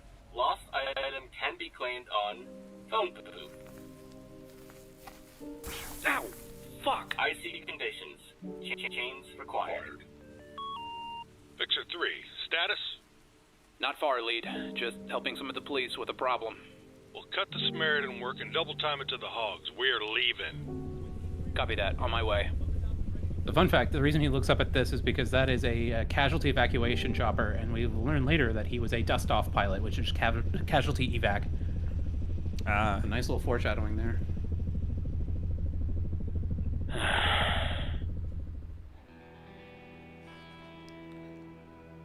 Oh, the Hunt the Truth Easter eggs coming up here. Wait for boy. Help any grandmas cross the street? Hey, have any of you heard what got hit in the city? Been a bit busy. I'd say check the news, but Izzy said the superintendent is down still. Most of the attack was focused on government buildings, so civilian structures like the Ocean View didn't get hit. What? While I was waiting, I looked into what happened in the city. How did... You said you liked the salmon, so you'll get another chance to, you know. Oh boy. News vans, mount up, Fixer. Let's not stay for a photo. Oh, look at this. I also like this shot. I keep forgetting about the shot, but the smoke rising and all the ships going. But hey, look at this. There it is. ECB News. ECB. And news drones from Halo 2. Yeah. Flying around them. You told me you were gonna like wear something. Why aren't you wearing anything? First off, pants are for when I stream with, with a camera on, which I never do. So, and he also agreed he would never mention that. So, you know what? I'm done. I'm out of here. No, okay. Also, the streets are empty now, and there's smoke rising from across the city. It makes so much sense because there was like a terrorist attack. Yeah. Anyway. Man, that's depressing. And also, look, the ship's further away now. The ship pulled away. There's like, yeah, I don't know about that one. Yeah. Damn, I feel bad for the construction I think we also crews. put a bunch of cranes all over the place to help show that it's like the city's being rebuilt. Yeah. This is a nice parallel shot from before.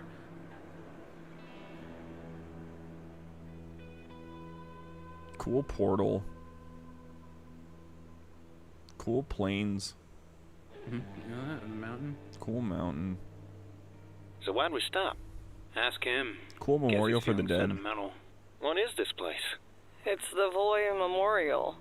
I don't think that there's very much that we have in terms of really, really late Halo lore. One of the farthest pieces that we have is actually a veteran talking about this memorial. I don't know if we'll ever really get anything more about it, but it's from that Halo Believe campaign where they were interviewing veterans from the Human Covenant War. And there's that one soldier that they interviewed, this old man, and he was the one that explained the idea. He really solidified it for everybody because the person interviewing them was like, well, why was the tomb empty? Because the coffin that they had the chief's body in was empty. There was no body in there. Because he's reported missing in action. Yeah, and he said that he was like, it must never be said that a Spartan was listed as KIA. So now they're just listed as missing. And it was really interesting to have that clarified so clearly in this random marketing campaign for Halo 3. Yeah, it's so cool. Crash's secret gives so much insight to his behavior here. Yeah, I wonder what that could be. I guess we'll have to find out later. This is where the UEG honors the end of the war. It's a bit... Well, it's not exactly what you'd expect for something so important. Fun fact, this whole sequence was because the sequence kind of got added very late into the show's whole the episode's development. It was one of the last scenes added, and the reason why was because Athena made this location because I had planned to use it, but I'd forgotten to write it in the script, and she was like, "Oh, well, I guess we can use it later." And I was like, "Yeah, the characters aren't going to be anywhere near here for a while, so I'm just gonna put it in." So like she was watching me open up a dock, and I actually wrote this in like 2 minutes. And she was like, "What? This is actually really well written. How did you do that?" I'm like, "I have no idea." There'll always be more fighting. Just this is one of my favorite scenes, and it's like a late addition. You know, people back at Luna always ask me what I would do when I got out. I never knew what to tell them. What do you think you're gonna do, sir? I don't think I'll ever get the chance to stop, Lily. There's always more work to be done. People who need something like me. What about you, Lil? Hope you got better plans than I do. Unfortunately, I think we're in the same boat. But as long as humanity is safe, that's all that matters. A lifetime of service is an acceptable cost. Yeah. I guess. Oh, I geek out about this moment. This feels so Halo. I geek out. Also, the Banshees with the design, with the swords colors.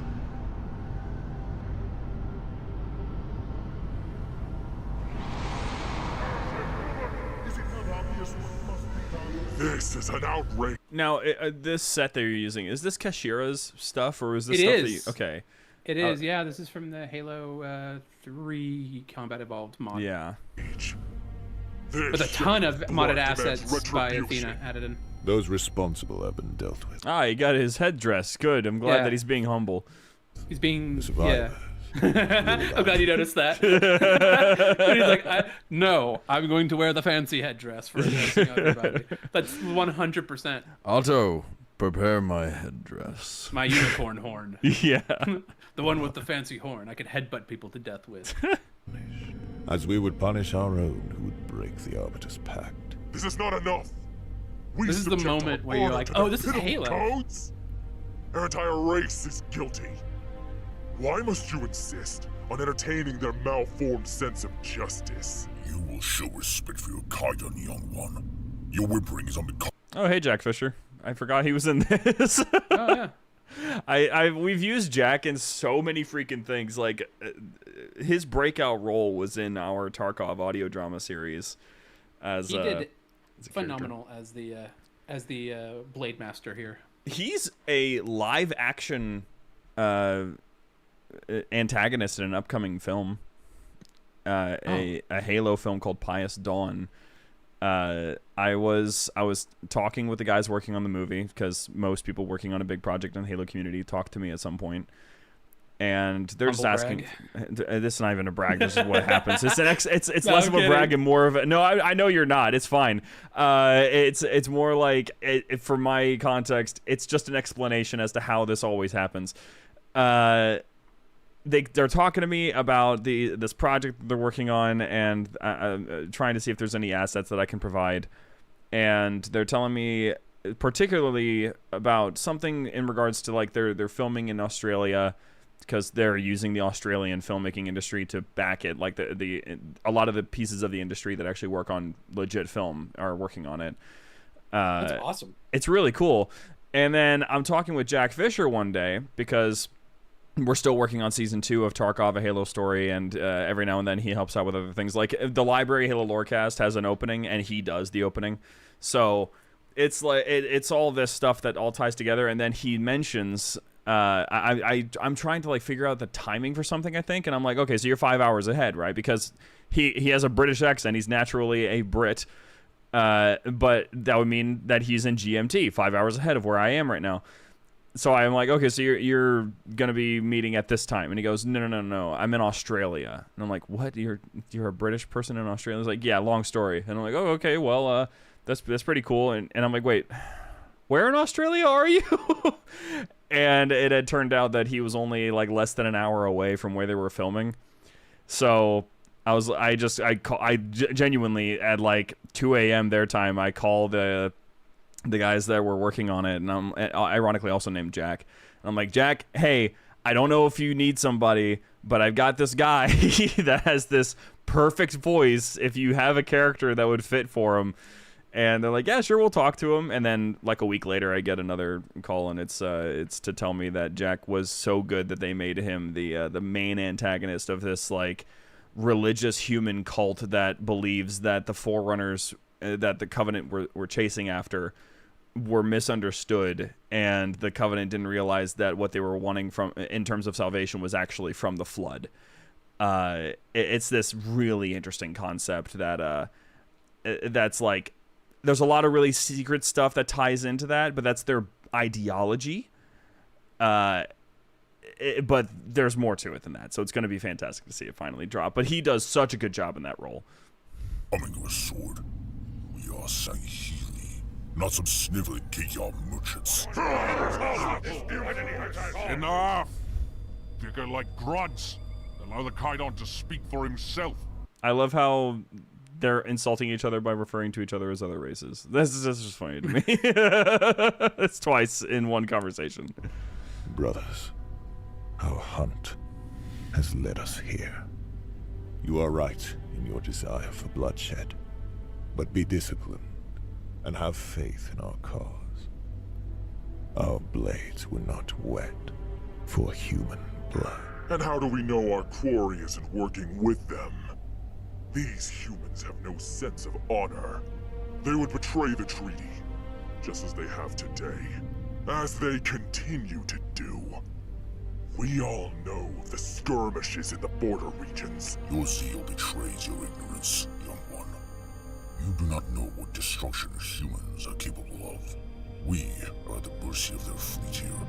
Attacking the humans would be foolish. Would you attack so blindly as a raging Jiralhane? I know that it would be better to die fighting for our honor than to accept this wound. If you cannot practice discipline in the face of obstacles such as this, then you are unworthy of the hunt. I am indeed worthy, Kaidan. And we shall be disciplined. For the good of the hunt. Good. Now, we must discuss the matter of our work. We've informed the human leadership of our reasons for being here, and they have accepted our presence. Granted that we operate within their restricting parameters. As such, all members of the hunt will be segmented among human units operating in the area. Only those of mild temperament will be selected for this role. We have 3 days to conclude our investigation before we are to return to Sangelios. Those of you selected must keep our intentions veiled to the best of your ability. Only reveal what Deadfoot you says, must. I was a smidge confused initially that the Kaidan had different armor. The actual reason for that is that the 343 custom helmets actually do not have moving mandibles normally, and we had to custom put those in.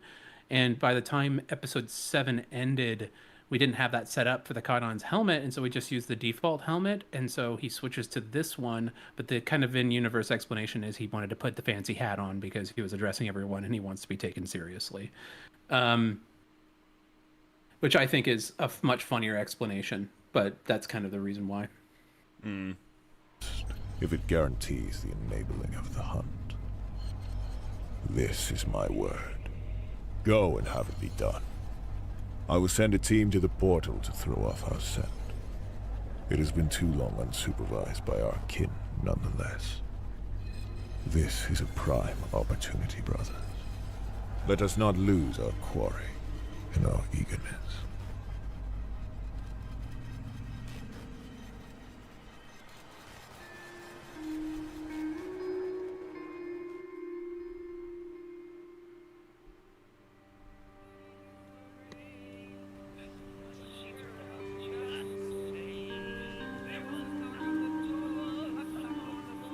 Hey, look, it's the shot that you're super proud of. Oh, yep. The one that you were so proud of that you had a whole teaser that you uploaded before this episode went live of this shot specifically. Well, I think that you were like, everyone needs to see this because this is very convincing that we're trying harder than a lot of other people.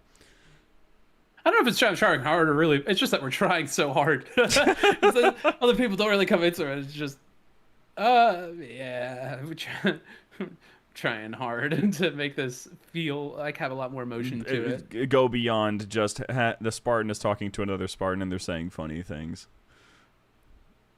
I hope that for those who mentioned it, Crash's secret adds some nice weight to all of that. I don't know what the secret is because I've purposefully kept myself in the dark about this. He hasn't seen it yet. I have no idea what we're talking about. I know he has a secret. That much is obvious. I just don't know what the secret is. My theory, I don't know anything. My theory is, bro's got a wife. That's an interesting theory. That's my Whatever theory. would give you that idea. All right. Well, let's get onwards. That's my theory. I think we're like how many hours are we into? How long have we been streaming now? We are now on hour 1.5. And we're about 20 minutes into this episode. We're making good time, all things considered. What I could do is do that thing where instead of pausing, I just turn down the volume of the show on the stream so that we could talk over it until you need me to pause it.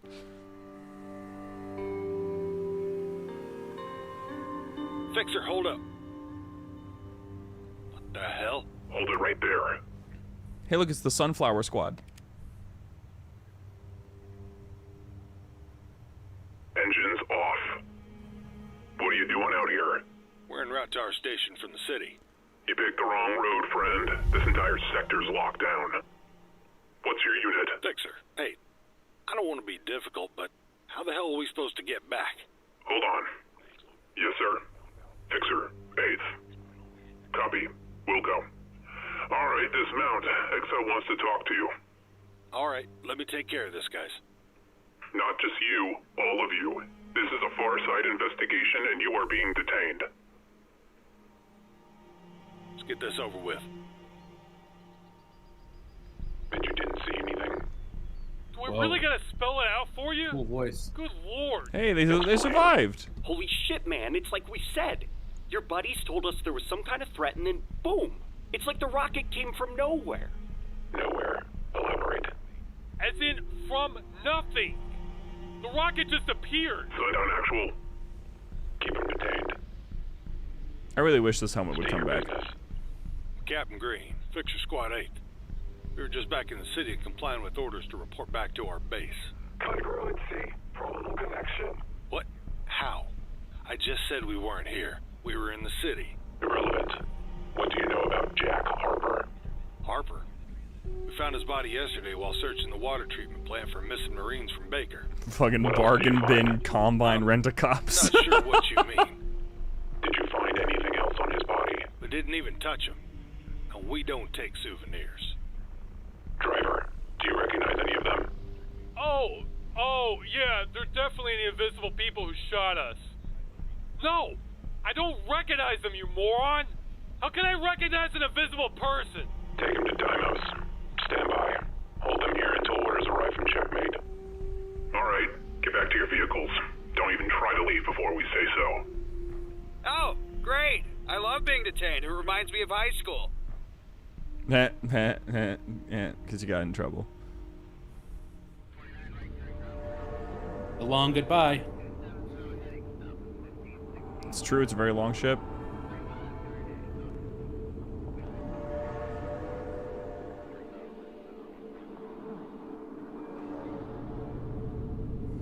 You can actually hear Vengeladam as a grunt in the background, as Grunt ATC. You must They're like distant shouting. Mm-hmm. That's you funny. finally have the chance to witness your beloved apes up close. Don't let your jealousy distract you from the hunt, brother. We shall see. Are you leaving us? I have a phantom awaiting my arrival. I have been ordered by the Kaidan to join the group of demons that saved his life. Young one, do not listen to the moans of the zealots. They do not understand what it is they are asking for. They seek war with whelps, and can see no reason for their bloodlust against such a weak foe. Nor should you underestimate the human's capacity for warfare. You are young, and have not seen war as I have. These humans, they do not operate as we do. I trust in your wisdom, Blade Master. Since there is much yet for me to learn, yet their weakness and disregard for honor, it's all just so brazen. Do not fail to respect their ability to leverage their weaknesses to accomplish their goals. You can even see the lip movement beneath the helmet there. Yeah, that was the thing. This version is not a full face helmet. It's like, you know, it covers over their head like a knight helmet might. Yeah, I was surprised that you went with that route anyway, just because it's like, well, I mean, I guess that is a really cool detail. It just adds on extra work for something that's not entirely necessary, but it's cool that it's actually working. Well, the idea also, I think, in this is that this version of the helmet, I don't know, one of the problems with the Elite helmets is if they breathe and talk by moving those mandibles, they can't move them in the tiny helmets elsewhere. And so I liked the idea of it helps show who's talking, but it also makes it feel like the helmet actually has more of a ceremonious function rather than it being a full-faced, like, you know, self-contained breathing helmet. Yeah, yeah. Others. Such has cost the lives of so many of our brothers. It just gives it more of a ceremonial look I like. Yeah, it's really cool. It was the prophets who did that for them. Still, I will be on guard, Elder. I should hope so. Humans are intensely dangerous and capable of anything, as the Sangheili should be at all times, Osuna. Do not underestimate their cunning. Their frailty belies their viciousness and courage. Is that a checkmate? This is Go Fish. Hey, boss, check it out. Yeah, these guys have an interesting choice in kit. I'll say. Why'd they bring that thing out to a burning car? I've heard of fighting Flame Hog fire from with Old fire, Wars 2 is great, by the way.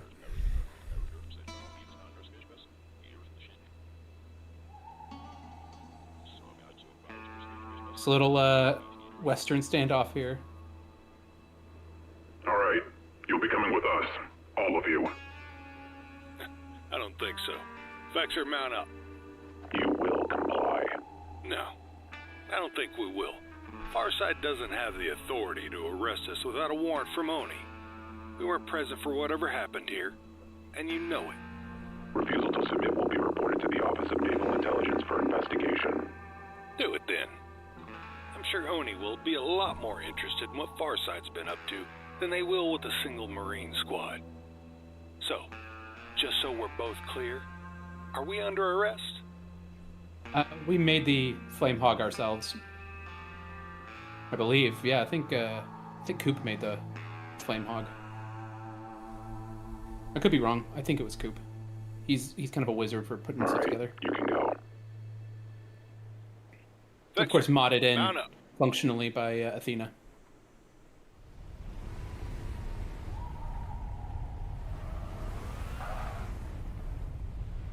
Check may be advised. Primary asset location not determined.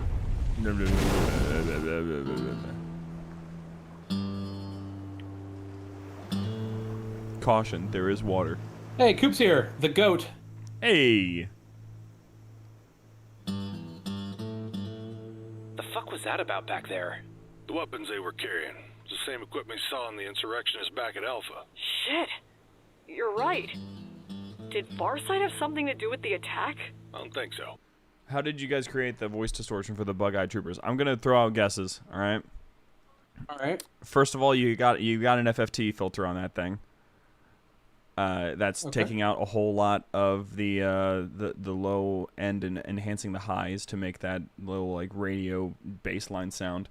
And then for the warble, you're probably hitting it with just an incredibly fast flanger. Actually, it's a lot more involved than that. Actually, as a what was it called?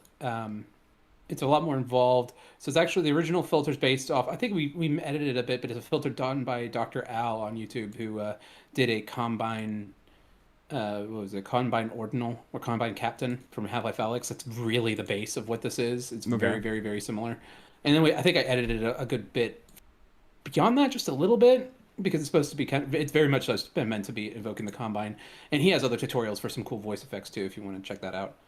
Sweet. Okay. What I can tell, funding terrorists isn't their MO. People have been going missing, that includes their gear, so either way, someone over there must have fucked up hard if insurrectionists managed to get their hands on that kind of tech. Farside. A crash mod for Halo 3. Yeah, Sergeant Johnson is replaced with Peanut, and it's just him being like, "Hey, what are you doing on the ground out here?" We have a bunch of this stuff already in mod tools that we just haven't released yet because they're all kind of tied together. I think after season 1 drops, we have a plan of kind of making a lot of this public and putting it out there. And what was it? But it's going to take a lot of work to polish it up, and it gets more polished with every episode. So it makes more sense for us to release it at the end of the season after we've had a chance to really fix a lot of the things and polish it and put it out there. And so that way we have like a record of, hey, look, we made this thing. And that people get to use it. And what was it? Building off what you were just saying, Austin, I actually had an idea of if we ever did a custom campaign mission or something like that. That'd be way in the future, though. But how fun would it be to have a library of sound effects of like basic call-outs for AI characters that you could use in mods, but it's all a fixer. So it's like if you look through like the marine dialogue system in Halo 3, and we just record over those and fill in all those functions just with lines written for each of the characters, like taunts or call outs or death sounds or injuries or jokes and things like that. So that way you could mod them into like Left 4 Dead or like what was it, like XCOM or something like that. I feel like that would actually be, that'd be really fun. I feel like some people would probably get a kick out of being able to have Fixer in XCOM too. I think that would be fun. That'd be hilarious. That would be awesome. Or just having AI in like a firefight mode where it's an AI. It's literally just like AI Spartan characters that are just Fixer, and they have like lines, and it's just our voices. You like, could start very simply by just writing up a bunch of firefight dialogue and then creating custom firefight voices.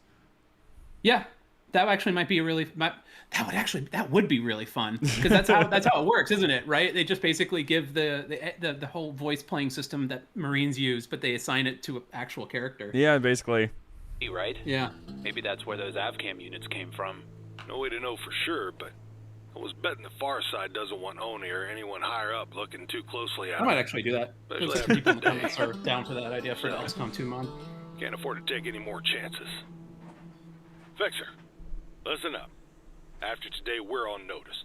Between the swords, the insurgents, and whatever's going on the far side, we're in a tight spot. We're not going to sit on our hands waiting for it to become our problem. Crash, I want you and Lily pulling double duty sentry work.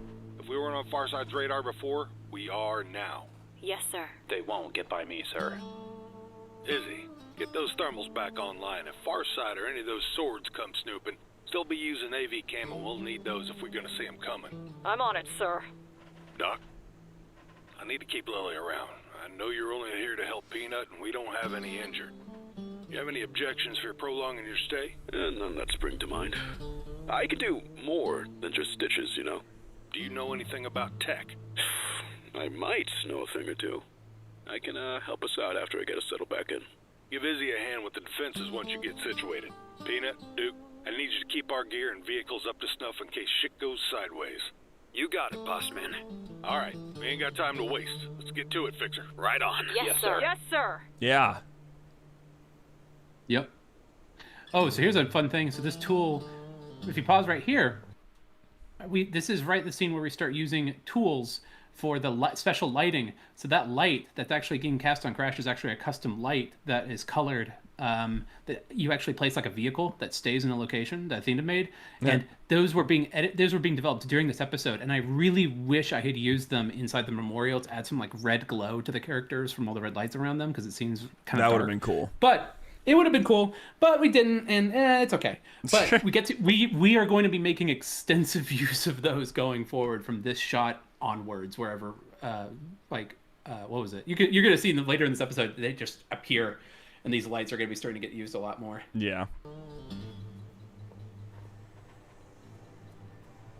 It's being used here to help give some lighting. So to much the for characters. quiet, huh? Looks way better. Honestly, I hope I'm wrong. About what? Us needing to be ready.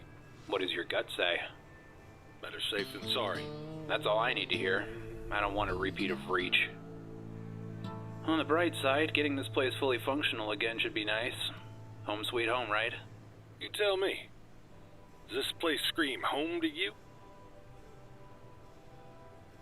Something wrong? I don't think so. Just... I don't know. I got a weird feeling. Uh-oh. Well, if it's anything like Reach, make sure you tell me. Yeah. No, it's fine. Just...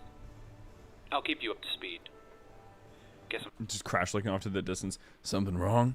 That is a bird. No. Oh, I thought you could see the lighting cues because we wanted to make the characters stand out, and so there's lights actually on. There's actually the floodlights sitting there, but you can see Peanut and Duke, and even in the dark, they're being lit up by floodlights, and that helps them stand out because otherwise they completely fade into the background there. Yeah. And I feel like it helped. I don't know. It's a nice little detail that helps flesh out the world. I'm stuck with the sunshine for now, huh? Don't get along too well. I need you both free of distractions. Come on. It's me you're talking to. Yeah, I know. What are you gonna do? I'm gonna get everyone situated. Make sure everyone is on the up and up, then I'm gonna call in a favor. No shit. McAvoy? If I can reach him. I wonder who Fixer that could comes be. First. It's been a minute since we had a... James McAvoy, the famous actor? No, it's a different famous actor. Oh, okay. Firefight, not everyone's heads have been on straight lately. Yeah. That's right. It's Conan O'Brien. Yeah, I noticed. Can't say I blame him. Could have been worse. No kidding. Guess someone should talk to him. That's all you, man. Life lessons really aren't my domain. Uh-huh. Yeah, sure.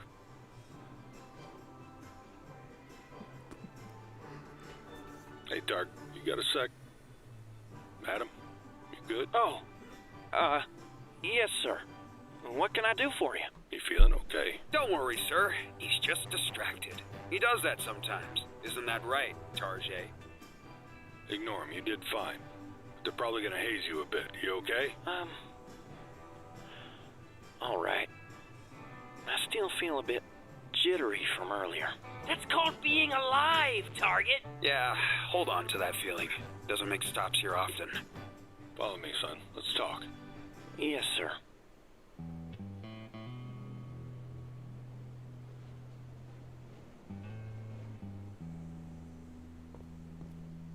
Lil, did you touch my beat net uplink? Lil.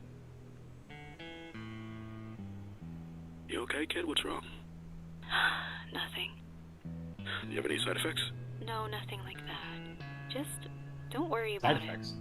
That's right. Oh God, no! Don't make me do this, please. Do what? Melatonin helps you sleep. Sometimes foreshadowing is Has there relatively ever obvious. been a situation with us that's been improved by us not talking about it? It's probably just the calm down. But I was with Adam when that last... Adam? Oh, Target. Oh, what about him? When that cloaked insurgent ambushed the team, he saw me. You know. No, Lil. Be badass. What anyone would have done. I know. It's just, what if he doesn't see it that way? I just can't tell Weird. what he's thinking. Lily has no hangups about killing people. But she doesn't like the idea that people might be upset with her. about it. I don't know. I know it's not like this is the first time, but he's... Did he say something to you about it? No, just a feeling. Given the current circumstances, I wouldn't trust your gun on this. I know, but it's not like it's a surprise, right? Killer Lily does it again. Serves me right for giving someone space like that. For God's sakes, Lil, you know I hate it when I'm not trying to throw a pity party. I'm just debriefing. Uh-huh. Well, I guess I'm gonna have to interview the Boy Scouts sometime soon. What? Why? You said he froze. I'm gonna do a stress eval with him. I should probably do one with the entire team, but he's the only one whose cracks are showing. I gotta hand it to them. They put anyone back at Luna to shame today. Oh, hey, Wesley? Yes, Lil. Would you, What? let me know if he mentions me? Gosh, you gotta be. Yeah, I'll keep you posted. How can you ignore those puppy dog visors? Yeah, I know, right?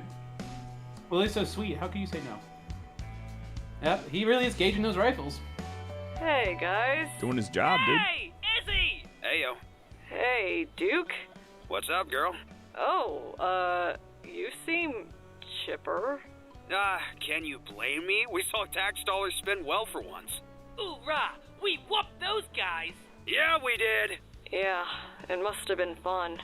Oh, don't be glum. If you wanted action, why'd you sign on for computer stuff? I didn't. I was volunteered to do it after your little incident at Fort Bliss.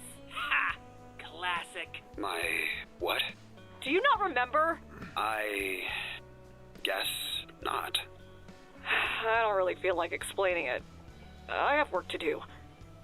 Wait, what was I gonna ask you? How should I know? Oh, right. Did you mess with my computer before we left? I could have sworn I left it turned off. Wasn't me. Peanut? Don't look at me! You were with me the whole time! Why don't you ask Crow's Nest? Doesn't he snoop on your stuff from time to time? Yeah, that does sound like him. Hey, Duke? Yeah? Are we you know, okay? Yeah.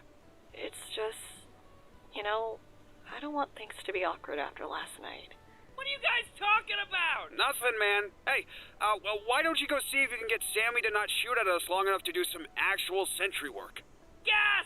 That's an awesome idea! He'll love that! I don't think that's gonna work. Probably not. Evil. Look. Isabel. Oh, Isabel. You had every right to be mad at me. I don't blame you. You're a professional, and my behavior, it didn't reflect well on you. Any of you. I'm sorry for that.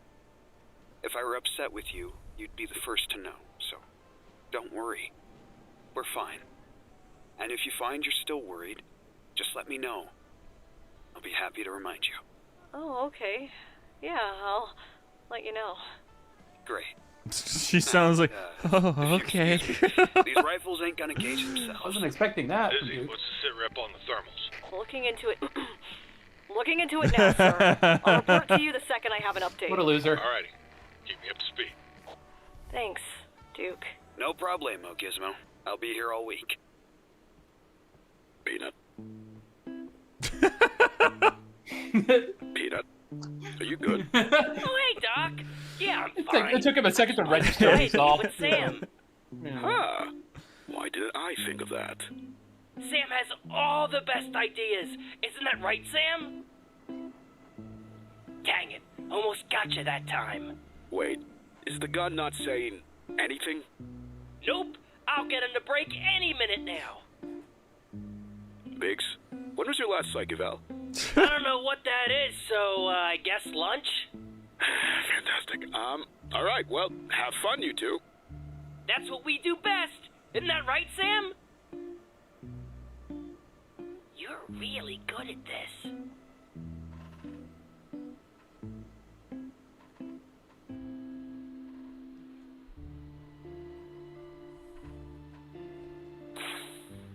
Oh, stupid easy junk. Sam? I'm back. Sam? Wait, why can't I...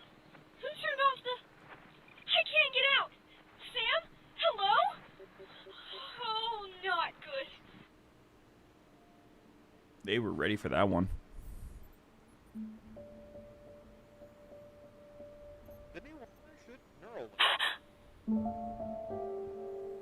Oh no, more spirits and ghosts.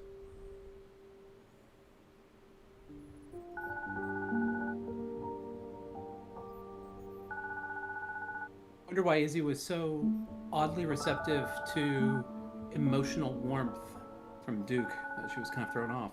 Interesting.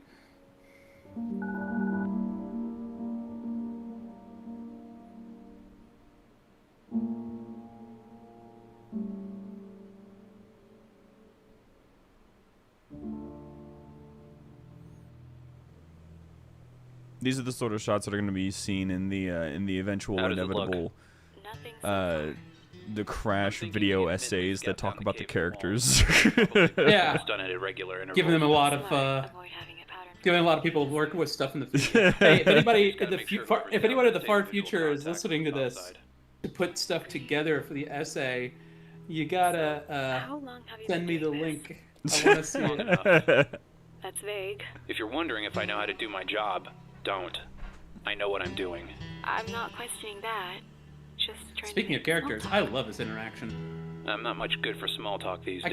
I wrote this back and forth between Crash and Lily to almost feel like a verbal game of tennis, where it's this push and pull of trying to get around the other person's defenses constantly, and it's I don't know, it was really fun. It's fun because she keeps pressing, and it's almost like you're seeing her doing all these different probing attacks for him and different strategies, but she's not doing it, in a very selfish or very cynical way. She's sincerely trying to get to know him, but she's also very inquisitive. And eventually she does find a weakness, which is when she beats herself up in front of him, he immediately will fall on his sword to make sure other people don't feel bad. Which is really fun. Well, hey, since we're talking about writing stuff, would you like to address Deadput's little message just now? On that note, I hope Crash doesn't go through Flanderization on its characters later on. Well, it's... I mean, I hope not. That would be the goal, not to do that. But we do have arcs for these characters already planned out and things already set up, and it's going to get a lot darker. And there's still going to be some levity and good character stuff, but the more we dive into these characters, the more we're going to be getting into some, I believe what the kids call fucked up shit. So, like, it's going to be... and we're actually going to be having some of that by the end of next episode, even. And that's kind of an example of some more stuff that's going to be going on. There's a lot more reveals and stuff to show through these characters before we're done with them, before our time is over. Yeah. Stuff that's already been set up, which I'm super excited for. I doubt that. I heard you were a pilot. Yeah, and? I imagine you have some stories to share. You weren't at the bonfire last night, so we didn't. Also, I do agree. Yeah, Crash you being so probably closed won't. off is. I don't do group therapy. It's pretty sad. Why not? Yeah. I don't mean to pry. Yeah, you do. What do you mean?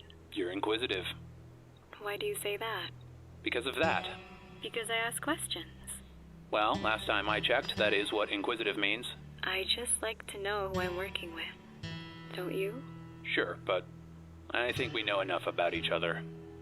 We only just started talking. Yep, but I got the gist of the kind of Crash, person you as a are. character, is actually kind of a hard tightrope to balance just because said he needs to be inquisitive. snarky and an asshole without feeling unlikable. What else?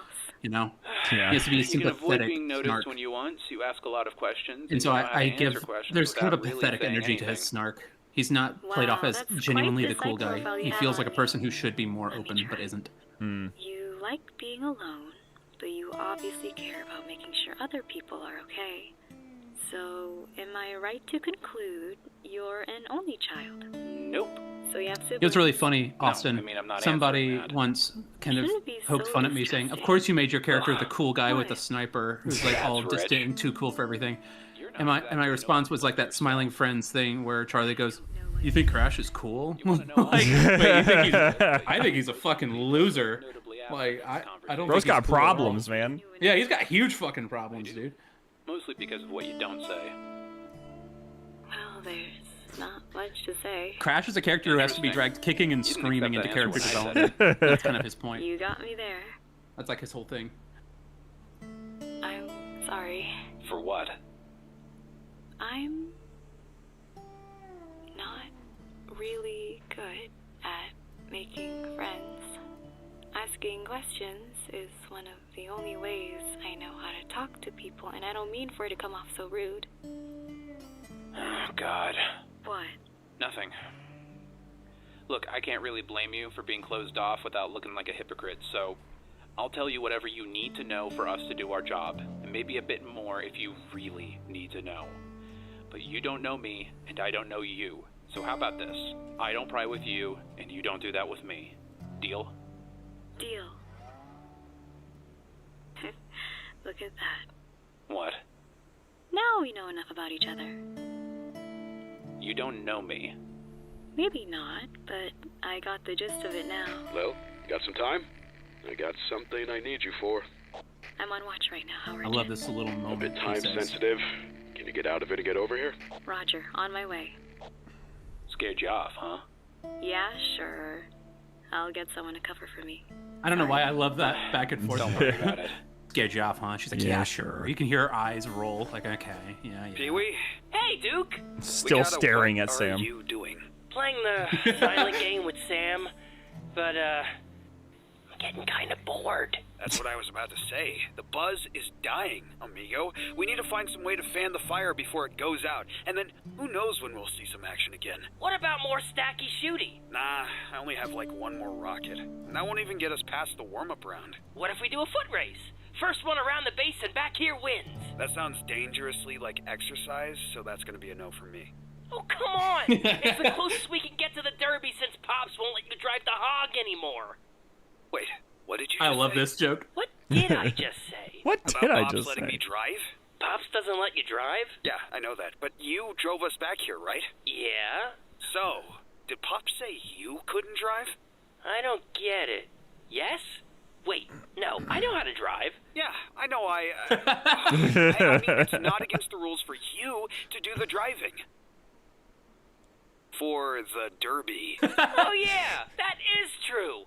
Wait, Cops tell me that I That's can't a do joke we stunts in keep the cutting hog back anymore. to, is cutting back to somebody not getting it and just staring or reacting. And they don't say anything before it cuts back to the original person talking. It gets me every time. It's like, I love great. writing that stuff. That specifically. Like, because you have to project, because it's just armor, you have to project the, like, it works so well to just project the emotion onto the armor, and it works really well. You were saying perfect. about how Wes, his, like, armor's perfect for projecting that, just the glare. Just staring, yeah. The warthog, right? Yeah, he was all like, Peanut, the warthog. Stop. Don't ever do that with the warthog again. I might have a solution, Nutty Buddy. Nutty Buddy. Those things are delicious. Hey, Targ. Hey, man. Busy day, huh? No kidding.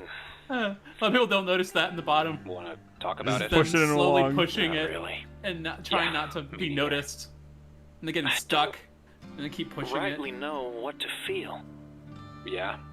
How many missions like that have you gone on? I don't even want to think about it.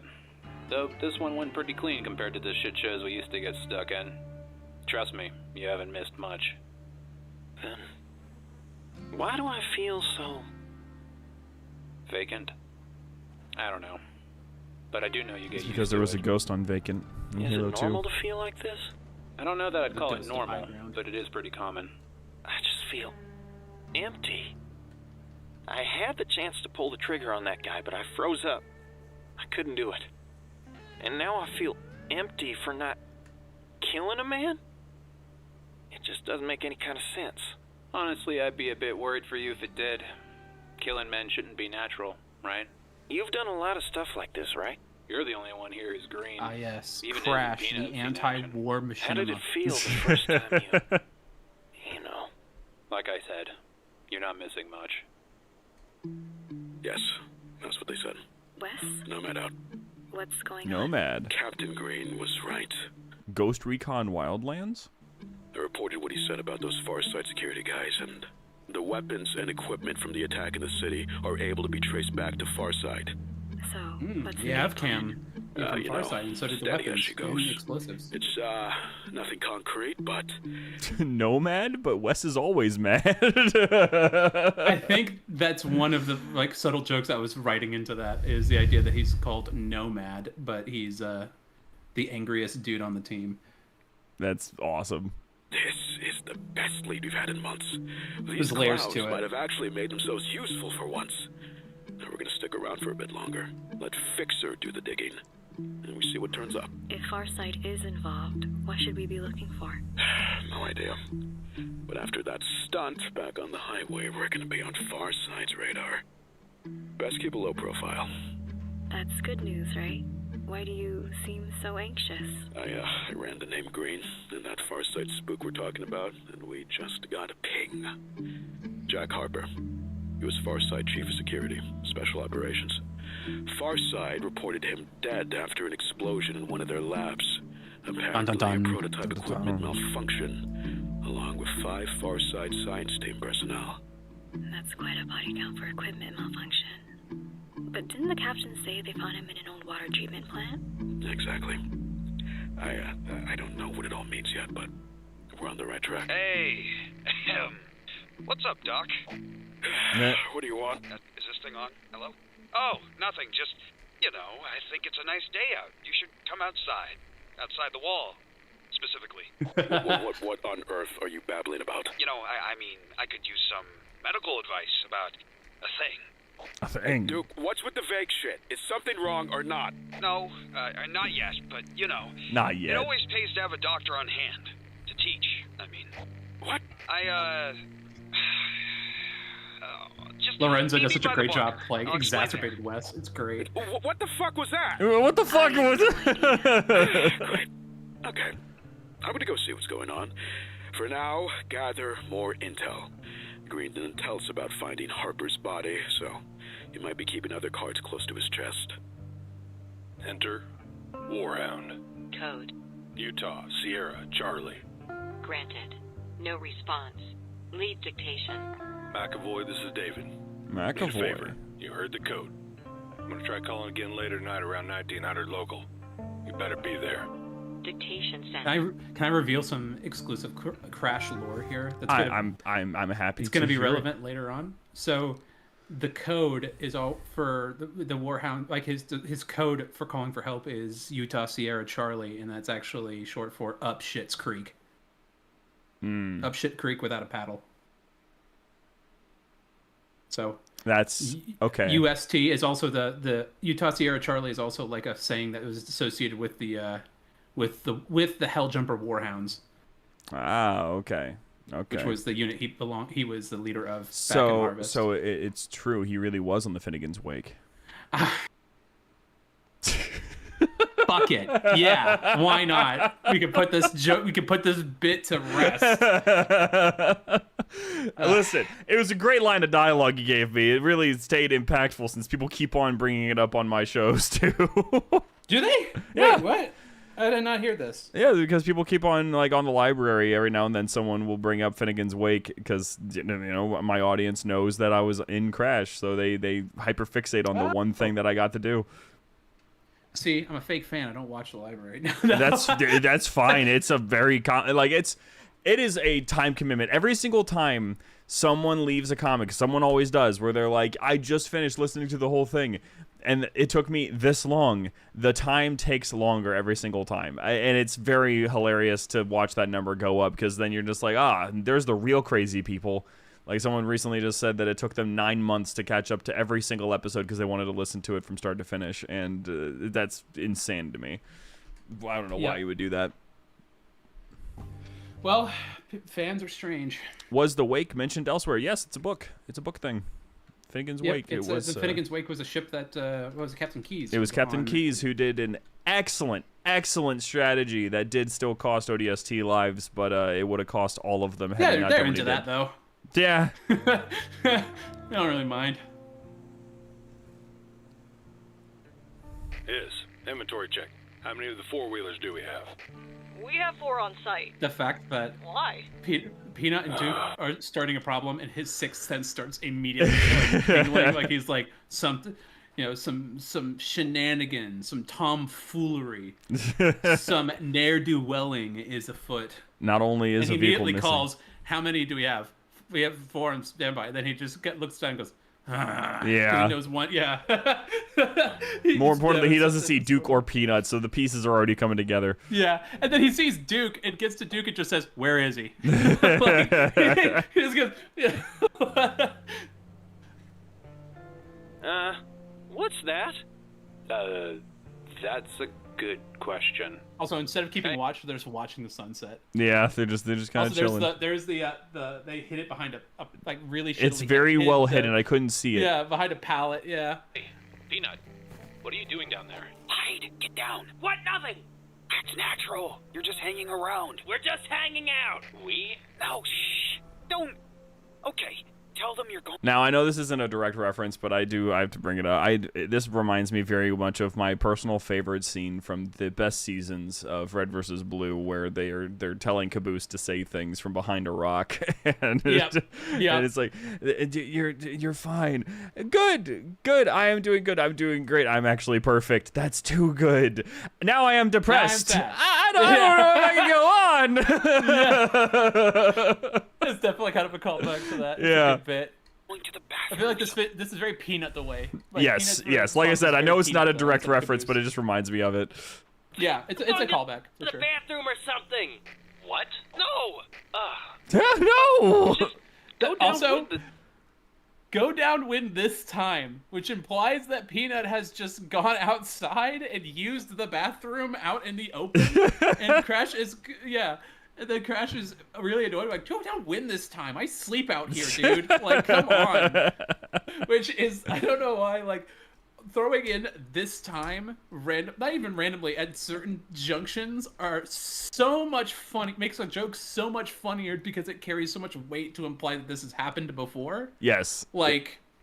It's the reason why my favorite dialogue from Grunts is when they shout "not again" at various things that you do to them. Because like, at what point has any of this happened to you that is about to kill you? Yeah. I do love I love Halo Infinite when they turn on the suicide thing and you're like, I didn't mean to turn these on. It's time. Dude, okay? I'm almost jealous that I didn't think of writing something like that into a script before It's they put so that in. good. It's so good. The grunts in Infinite were actually pretty funny. Actually, there was a moment that was really fun in Infinite where I was in a turret in firefight mode and I swore I heard an elite or like a brute say, it was like an elite like going like turret ahead, and then a grunt runs around the corner and I shot him, and then I heard the elite say, "See, this is what happens when you don't listen to me." That's awesome. That is so perfect. And I was like, that actually made me go, that feels like Halo. Yeah, little, like, goofy there's moments. those little bits It's of not dialogue. corny. It's like really fun. The writers did mention, I think it was Joseph Staten who wrote a lot of the grunts for Halo Infinite because he came back to voice them too, and I think he clarified that the mentality behind the dialogue for the grunts was to make them really funny to cut off. So he designed the dialogue to be about that concept. And one of the best examples is actually one of the most famous clips from Halo Infinite's campaign that anyone's ever gotten, which is you still there? Yeah, you still there? And then the dude comes down with a hammer and slams him. Yeah. Hey, I'm back. Oh, hi, Adam. Well, hi. I mean it. Seriously, I have to sleep out here. Can you believe this? What is he, a fucking... I don't know, something that shits outside? So, how are you feeling, Lily? He can't even think of any example. okay. He's so mad. Also, this how are whole you? cute conversation, Crash is standing in between them off screen until it cuts back to him just standing there staring. He's like, oh, this is just great. I'm feeling a lot better. Also, knowing Crash's secret, I feel like his discomfort here also is really funny in retrospect. I'll find out eventually. Still a bit jittery, but, you know, it fades. Talking with friends always helps. Oh, yeah, definitely. I know how you feel. What was it you wanted to ask me earlier? Oh, no, I just wanted to know if you liked painting. Oh, yeah. I've dabbled. I actually have an easel and some basic paints.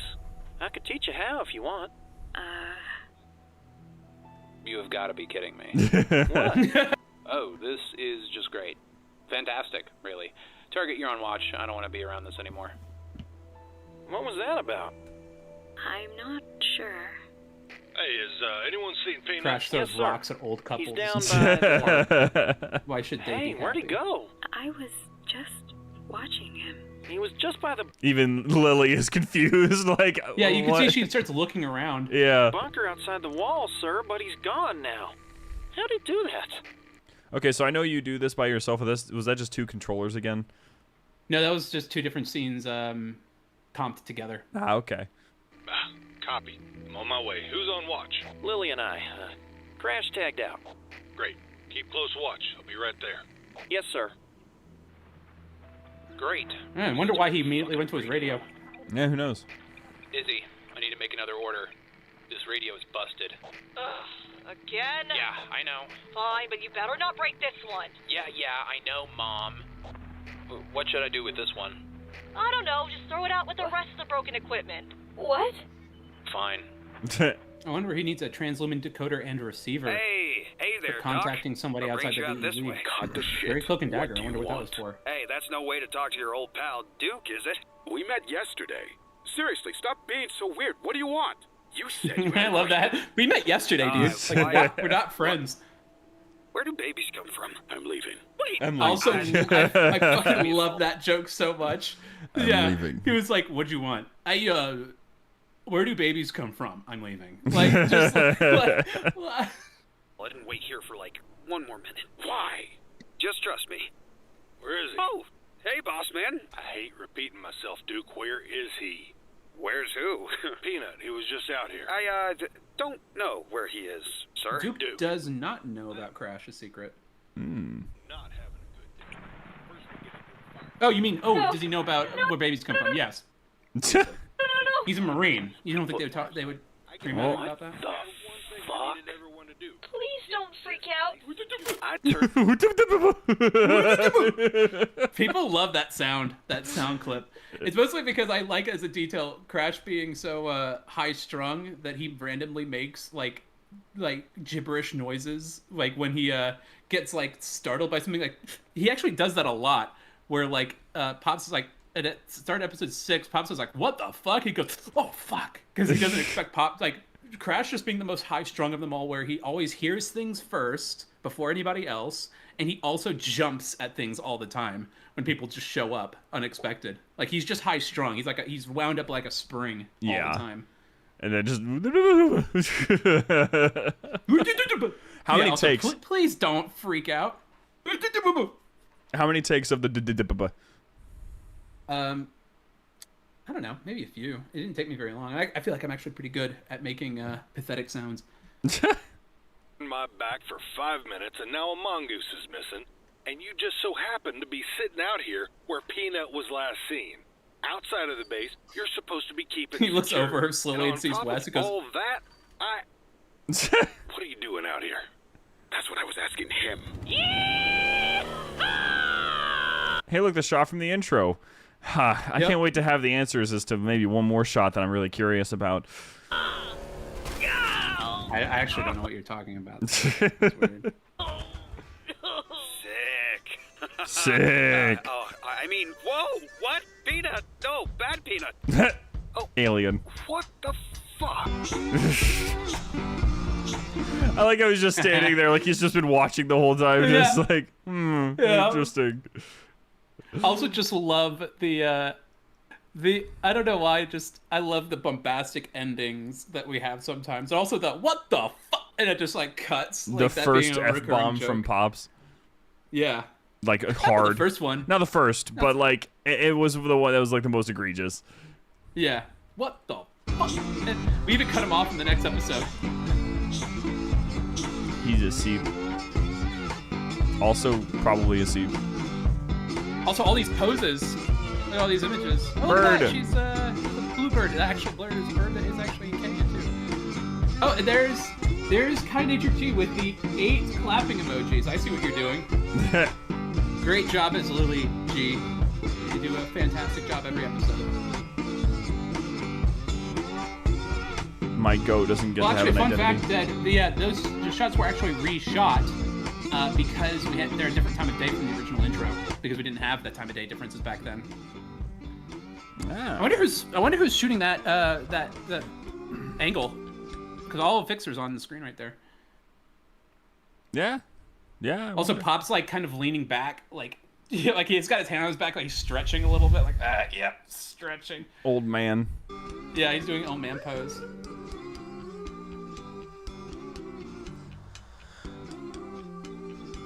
Hey, look, the thing, it looks a lot better now because it's not on a black screen anymore.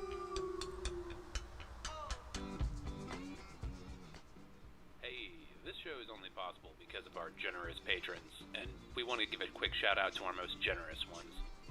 The Ice Owl, Ray Dub Russell, Soulless Cupcake, Extra Superset 44, James Podmoroff, TARDIS Gal, Sunkiller, Danny 43. I like how the format of the Patreon list has to change every episode. Yeah, it's because I can't figure out one that is like both easy to do and looks good and it's easy to replicate. Mextex, Jared Thomas, 40 Mike Actual, Zorlang, Ammo, William Jesk, Argent 32, Orderly, Samuel Vanderplatz, Caden Rorden, A Marshmallow Pie, The Moose Gundam is Real, Ian Red, The Moose Gundam is real. Unity, Asher the Ranger, I guess so. Doberman, Meme Lord Revan, Frogger Kiss there mentioned. Riot Riverman, Why do I recognize that Doberman spelling? Dragon Venom 39, Bear Pledges, Lawrence of Oklahoma, Joseph Z, Nico, Lost Spectre, Tenacity, Mr. Tadtail, Vapor, Thorn B52, Durandal, Eli Houston. You know who's not on this list? Schmoovin, Who?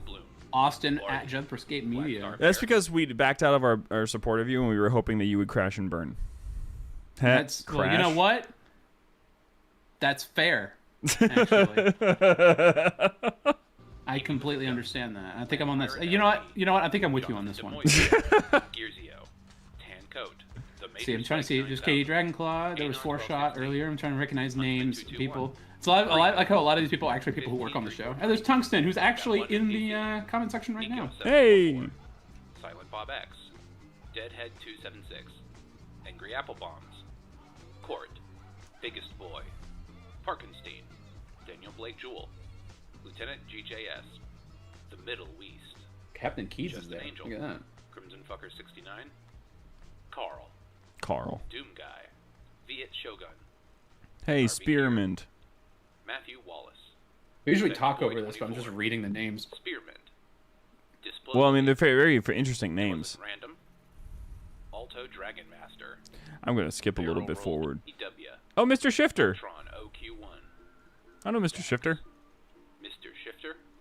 Rise M. Lucas. Average Spacer. Play Homie Jericho there. Uncle Sam. Citrus 3. Mark Madness. Jericho. Another person. Neon Titan X. That's a YouTuber. Yes. There's actually a handful of YouTubers around here. In these Hey, look, groups. Vengeful Vadim. Yeah, there he is. Fugels. Half-Baked. The man, the myth, the man. Arkansas. Red. Commander I. The Vengeful Vadam. Dylan K. Lamb Party 123. Llama Blade. I wonder. I'm trying to remember. Man, yeah, we don't. There's not much else to say about this episode. I feel like each episode gets cleaner and cleaner, and It's mostly turning into a reaction show.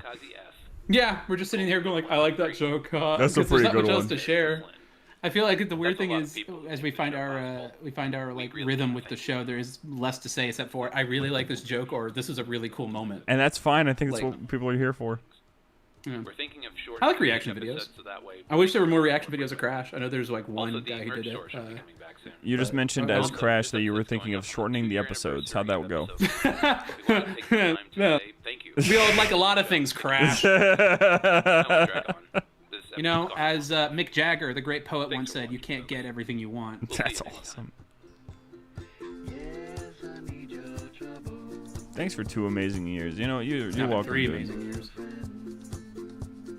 And that would be episode 8. Green means go. Indeed. Good times. You know what? Just for time's sake, would you be? I don't know if you have it downloaded, but do you have the HCS video? The HCS one, I don't have it downloaded, but I do have your channel pulled up. Okay, yeah, let's do that. If people want to see it, I think they do. I think that they don't know because, they do. Yeah. You know, yeah, let's do it. Let's do it. Let's not even read the comments. Are there comments that are important to bring up? Hold on. I'm getting a phone call, actually. This is bad timing. A phone call? Well, then I guess I'll fill in the gaps. Hey, you know what? While he's doing all of this, whatever it is that he's now busy with, now that I'm pulling stuff up and switching over all of our sources and stuff, just so you know, the calendar is still there. I'm only bringing it up because I have to be obnoxious about this thing until the Kickstarter ends, basically. And we're so very close to getting to our 3rd stretch goal, so I gotta bring it up. Also, I just saw Deadput said how Christopher Odd, a gaming YouTube channel. I feel like I know that channel name. I think I used to watch his content way back in the day. That name sounds really familiar. I'm gonna look this up. Sorry, I'm completely derailing your whole thing here. No, that's fine. I just wanted to mention it again.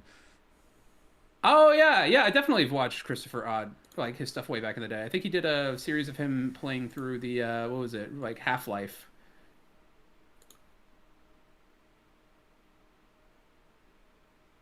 Hey, if you think Christopher Odd would be into be a cameo in the show, you should hit me up on an email. Right, yeah, my email's on my channel. You can find it there. There we plug, go. Plug. The HCS Survival Guide. All right, here, I'll pull this up over here. Easy clap. Now just gotta make sure that we're actually getting audio. Okay, yeah. It's not tied to the right thing. The number of claps that G has posted at the end of every episode of this has been corresponding to the episode that we're watching. It's great. This might be one of my favorite like detours we've ever done. I do remember seeing the knowing you were going to be making it. I'm like, this is going to be really fun when it finally drops. And lo and behold, I cannot see it, but that's okay. I'm with you in spirit. Gosh dang it. Here, I should just make an automatic system at some point in the future. Here we go. HCS Survival Guide. Hey there. Hi. I'm Target from the niche web series Crash. Halo Crash from Halo Fast. Yeah. And we're here to talk to y'all about sports. Well, not actual sports, but like instead of sports, it'd be games. Well, not actual games. It would be yeah. Esports. And this is not real sports. Esports. What is that? Oh, that's just a disclaimer bot. People are pretty dumb, so we've included that to make sure people know. People we're are telling pretty a joke. dumb. Well, so that's not very nice. I'm sure people can tell when we're telling a joke.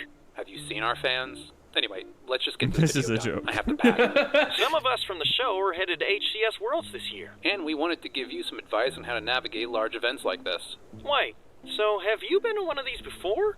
Nah, I really don't go out much. How are we supposed to give advice if we've never been to an event like this? I don't know. We'll just make some shit up. It's not like anybody's looking at us for a serious... And as someone who is not only deeply interested in these events, but has helped in operating HCS and all of that, I will be rating our tips here and giving you a full feedback on how viable they are as advice. Serious advice. But then why are we doing this video if we really don't have much to say? Look, dude, we've got to make something relevant for the event, otherwise we'll look like amateurs. But we are amateurs. Yeah, but they don't need to know that. Look, just play along, okay? No joke. The show already takes There's too no joke long to thing. make. We gotta Being stay on very top serious. of something. Right, so we are heading to HCS this year. And we know how daunting it can be to head to a large event if you're not especially social. So we've made a handy survival guide to help make sure that you get the most out of this event, and you avoid some common mistakes. Alright, let's see how this goes. When you first arrive at the con, it can be really overwhelming and you might just lose your personal belongings. So, just to be safe, be sure to leave your hotel room unlocked, just in case you forget your keys. Now, this is a very important tip, actually, because at any given time, you never know when Halo fans are going to follow you back to your hotel room, because if you're an esports player, you're probably sharing hotels with random fans, and you will often run into the people you're going to see on stage winning millions of dollars in the elevator. It's very important to leave your doors unlocked so you can say hello to your fans. GameStop pointed out the show being named after Crash and him being conceited. Actually, that's not why the show is called Crash, but it's actually for a much more pretentious reason. So he's not conceited. I'm just pretentious. So we'll just go with that. Thing you want It's to Willie be Warden. stuck in a room is with chemicals, so be sure to avoid things like deodorant or soap. Those things have big, scary words on the ingredients list that sound like made-up science words. Big Clean wants to control you. Big Clean. Don't let them. Okay, no, actually, I can't even be joking about this. Please, for the love of God, take a shower before you get to the event. Don't do it. Please put on deodorant. Please stay fucking clean, because holy shit, there are some people that don't know that they don't smell right. Yeah, you know what? I think Austin's just getting money from Big Clean. Oh my gosh. I might as well. I'm a ride or die for it, dude. I take a shower sometimes 2 times a day. I apply deodorant sometimes 2 times a day. I deodorize my entire body. I'm out here like, I'm clean as shit. Fucking sheep. Yeah. I'm sorry. I'm just here for the chaos. I'm just here. It's funny because I love the idea of me giving all this advice, being like, do all of this, and then I don't show up to an event. Like, yeah. like it's like lighting a stick of dynamite and throwing it into a room. Like, just like, yep, all right. Nothing says I have a personality like wearing inflammatory t-shirts and merchandise. The more words, the better. Bonus points if it's political. It's a great conversation starter. Yeah, that's fine. This joke is fucking dumb. You get a whole lot of them if you eat the food there too much, because they really rush some of that stuff out. If you see a content creator you admire, be sure to never approach them directly. Instead, follow them at a slight distance and do that thing where you stare at them through your eyebrows. Bonus points if you can breathe really loud so that they know you're there. This happens a lot. You can see it happening live. You don't even have to really corner be them in the involved. bathroom. Yes, that happens too. There are people that go to the bathroom and they're just they're in the urinal right next to Hidden Xperia and they try to have a conversation. I know for a fact this has happened. And it's not even like just Hidden Xperia. It's like almost every content creator at some point ends up having a weird interaction in the bathroom. And even then, like, because of that, that usually means that even if you have a real purpose in talking to them, usually certain creators, not all of them. Some of them are very open. Some of them will just talk to literally everyone, and there'll be a whole crowd surrounding them, and they'll still work through that entire crowd one by one. But certain content creators will be like, oh, I'm just about to go to lunch. Oh, dude, I can't. I'm so sorry. Like, oh, darn. I'm about to do this other thing with my friends. I just go, security! Guards! Seize them! Spear straight through. Hydration is very important, so be sure to bring water in bottles that have the labels removed so as to avoid people thinking you're sponsored by a water company. Also, make sure they're pre-opened and insist that everyone takes at least a sip to make sure they're staying hydrated. I don't think there's anything preventing you from walking in with whatever drinks you want.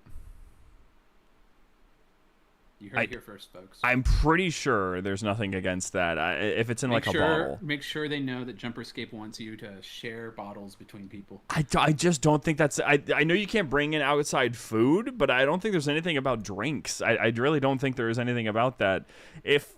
I mean, there was one in 2022, I think, that you couldn't bring in drinks, but at the same time, that was when Rockstar was just giving every single attendee free Rockstar Energy for the entire weekend.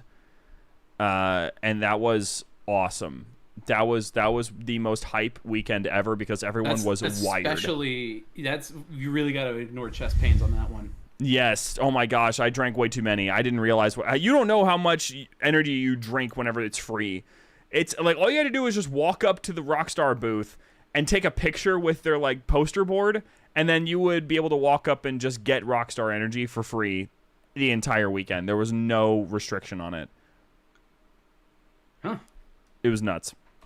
If you ever feel like getting away from the noise, take whatever exit is closest. Even the silly red ones with a bunch of words on them. And lastly...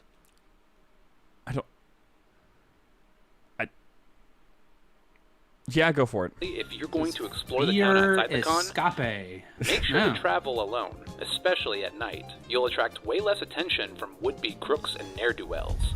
And ne'er-do-wells. So, okay, genuinely though, Seattle is probably the most sketchy, like one of the most sketchy cities ever whenever you're walking around at night. It's not nearly as sketchy as Chicago. I think Chicago is still the most sketchy city to wander around at night in. But Seattle...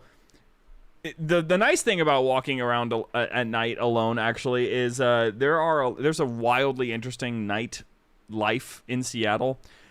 We have a team member that lives out in Seattle, and he's told us some very interesting stories. And Boom, at some point I'm probably gonna have to tell you about the midget stripper street. You'll probably find that interesting. You know what? I feel like the best way for you to, if I had to remake this, I would add advice that if you're going to walk alone, act like a crackhead. Like, just ramble to yourself and scream randomly. In fact, there's actually a man here in town, and I won't say where I live, but there's like a local I don't know if he's homeless, but there's some crazy guy called the Woohoo Man, and he just goes, woo, woo, like everywhere. He just woohoos. You can hear him coming from like a mile away, and he just woos, and he'll woo at you if you like tell him to shut up. He'll get his woos will get more like aggravated.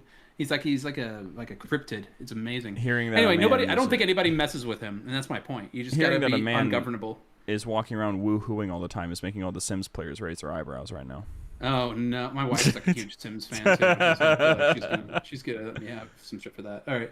Anyway, you did best. The Woohoo Man sounds like a really charismatic dude in The Sims. That's it. Add in a background character somewhere in an upcoming episode. That's just a dude going woohoo in the background. Having a good time at HCS. Or any other event for that matter. We hope you enjoy the e-sporting. And if you see any of us there, be sure to come by and say howdy. This is a joke.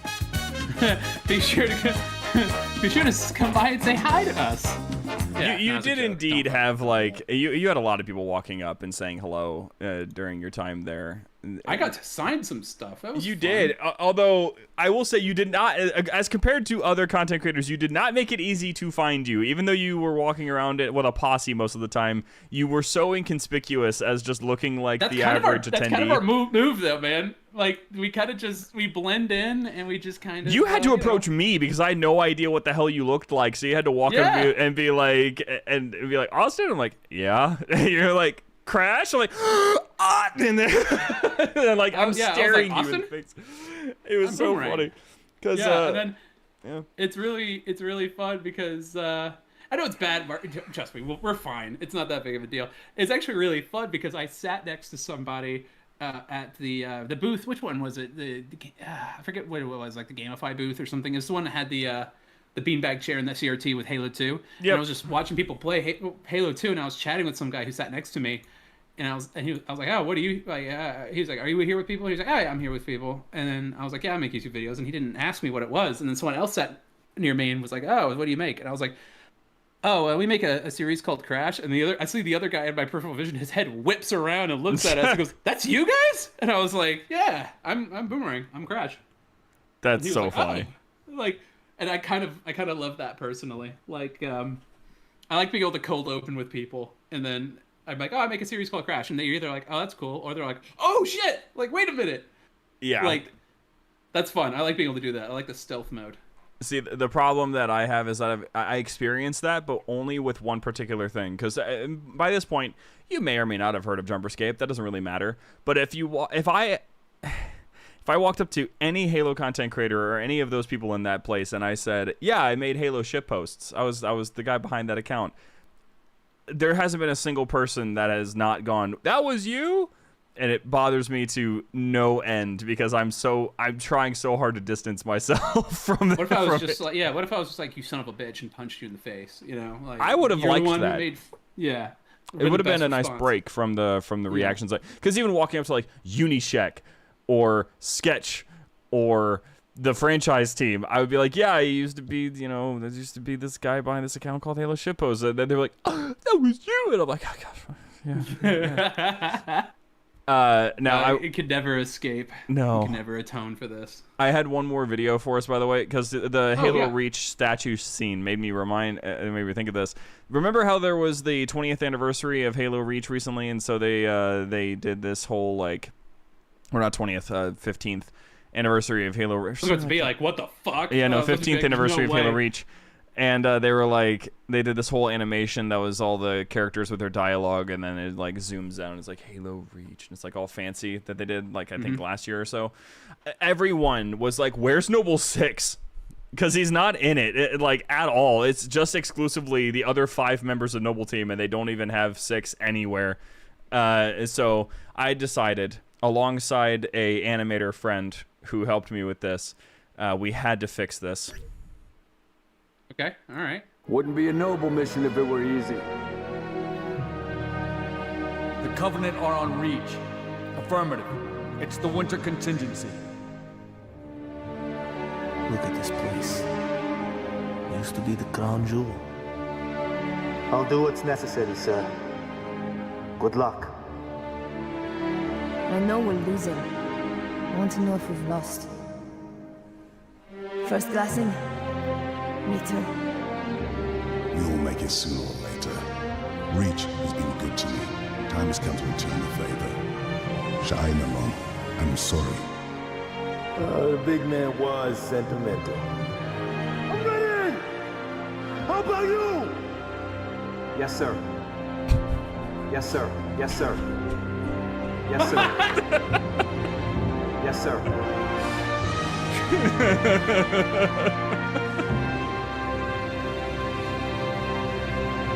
That's really funny. That's excellent. I had to. It was necessary. Was really fucking funny. Oh my gosh. I think that was B Does Stuff that helped us with the animation on that, and I really did. I would message him like at the ass crack of dawn. I was like, dude, I have this idea in my head. I don't know if you want payment or not. I really don't care. I'll pay you if you want it, but I need this shot. And he's like, oh, this is perfect. I already have a Noble 6 model just sitting around. I'm like, great, let's do it. That's so cool. Yeah, the things that we get to do for fun, man. But well, that's Halo, man. Dude, that sure is. That is extremely Halo. Look at us, man. Look at us. Hey. Who would have thought? Look well, at us. Anyway. Not me. Anyway, so moving right along. Is this bit going on long enough? Yes, sir. Yes, sir. Yes, sir. So next week is the start of me not knowing what's going on because I've not seen Crash episode 9 or 10 on purpose. Exciting! At first it wasn't on purpose, and then it became on purpose. So now we're about to see episodes that I've never seen before, along with all of the supplemental content. I've never seen the extra videos that were made around those times. So I'll be exploring a whole lot of things for the first time next week. That is exciting. We're gonna not talk as much. I'm thrilled. I actually am rather excited. But don't worry, we're still going to be talking regardless because I'm very good at verbalizing everything that happens in my head, for better or for worse. So this will be pause it fully, like for little things. It'll happen. It'll be the way that we go. I'm gonna be much more silent though. I'm just gonna be sitting here like locked in, watching your. Every now and then we're gonna be like, "Am I still on the call? Is my internet dying?" No, yeah. At some point, like, your reaction is not good enough, and I just leave the call. I'm like, he didn't like it. Well, I didn't think. I just thought that you would think of that. Your reactions bore me, Austin. Anyway, it'll be great. I'm excited for it. Well, then, we'll have to do it again eventually, whenever we get around to episode 11. Yes, I absolutely agree. It would be so fantastic. So stay tuned for that. We still have another 2 weeks of this to go, and then once we're done with that, I'll see what we can do with our stream schedule going forward. And otherwise, consider the Kickstarter calendar. It's got 5 hours left, and we'll see you next week, hopefully on Monday and not Tuesday.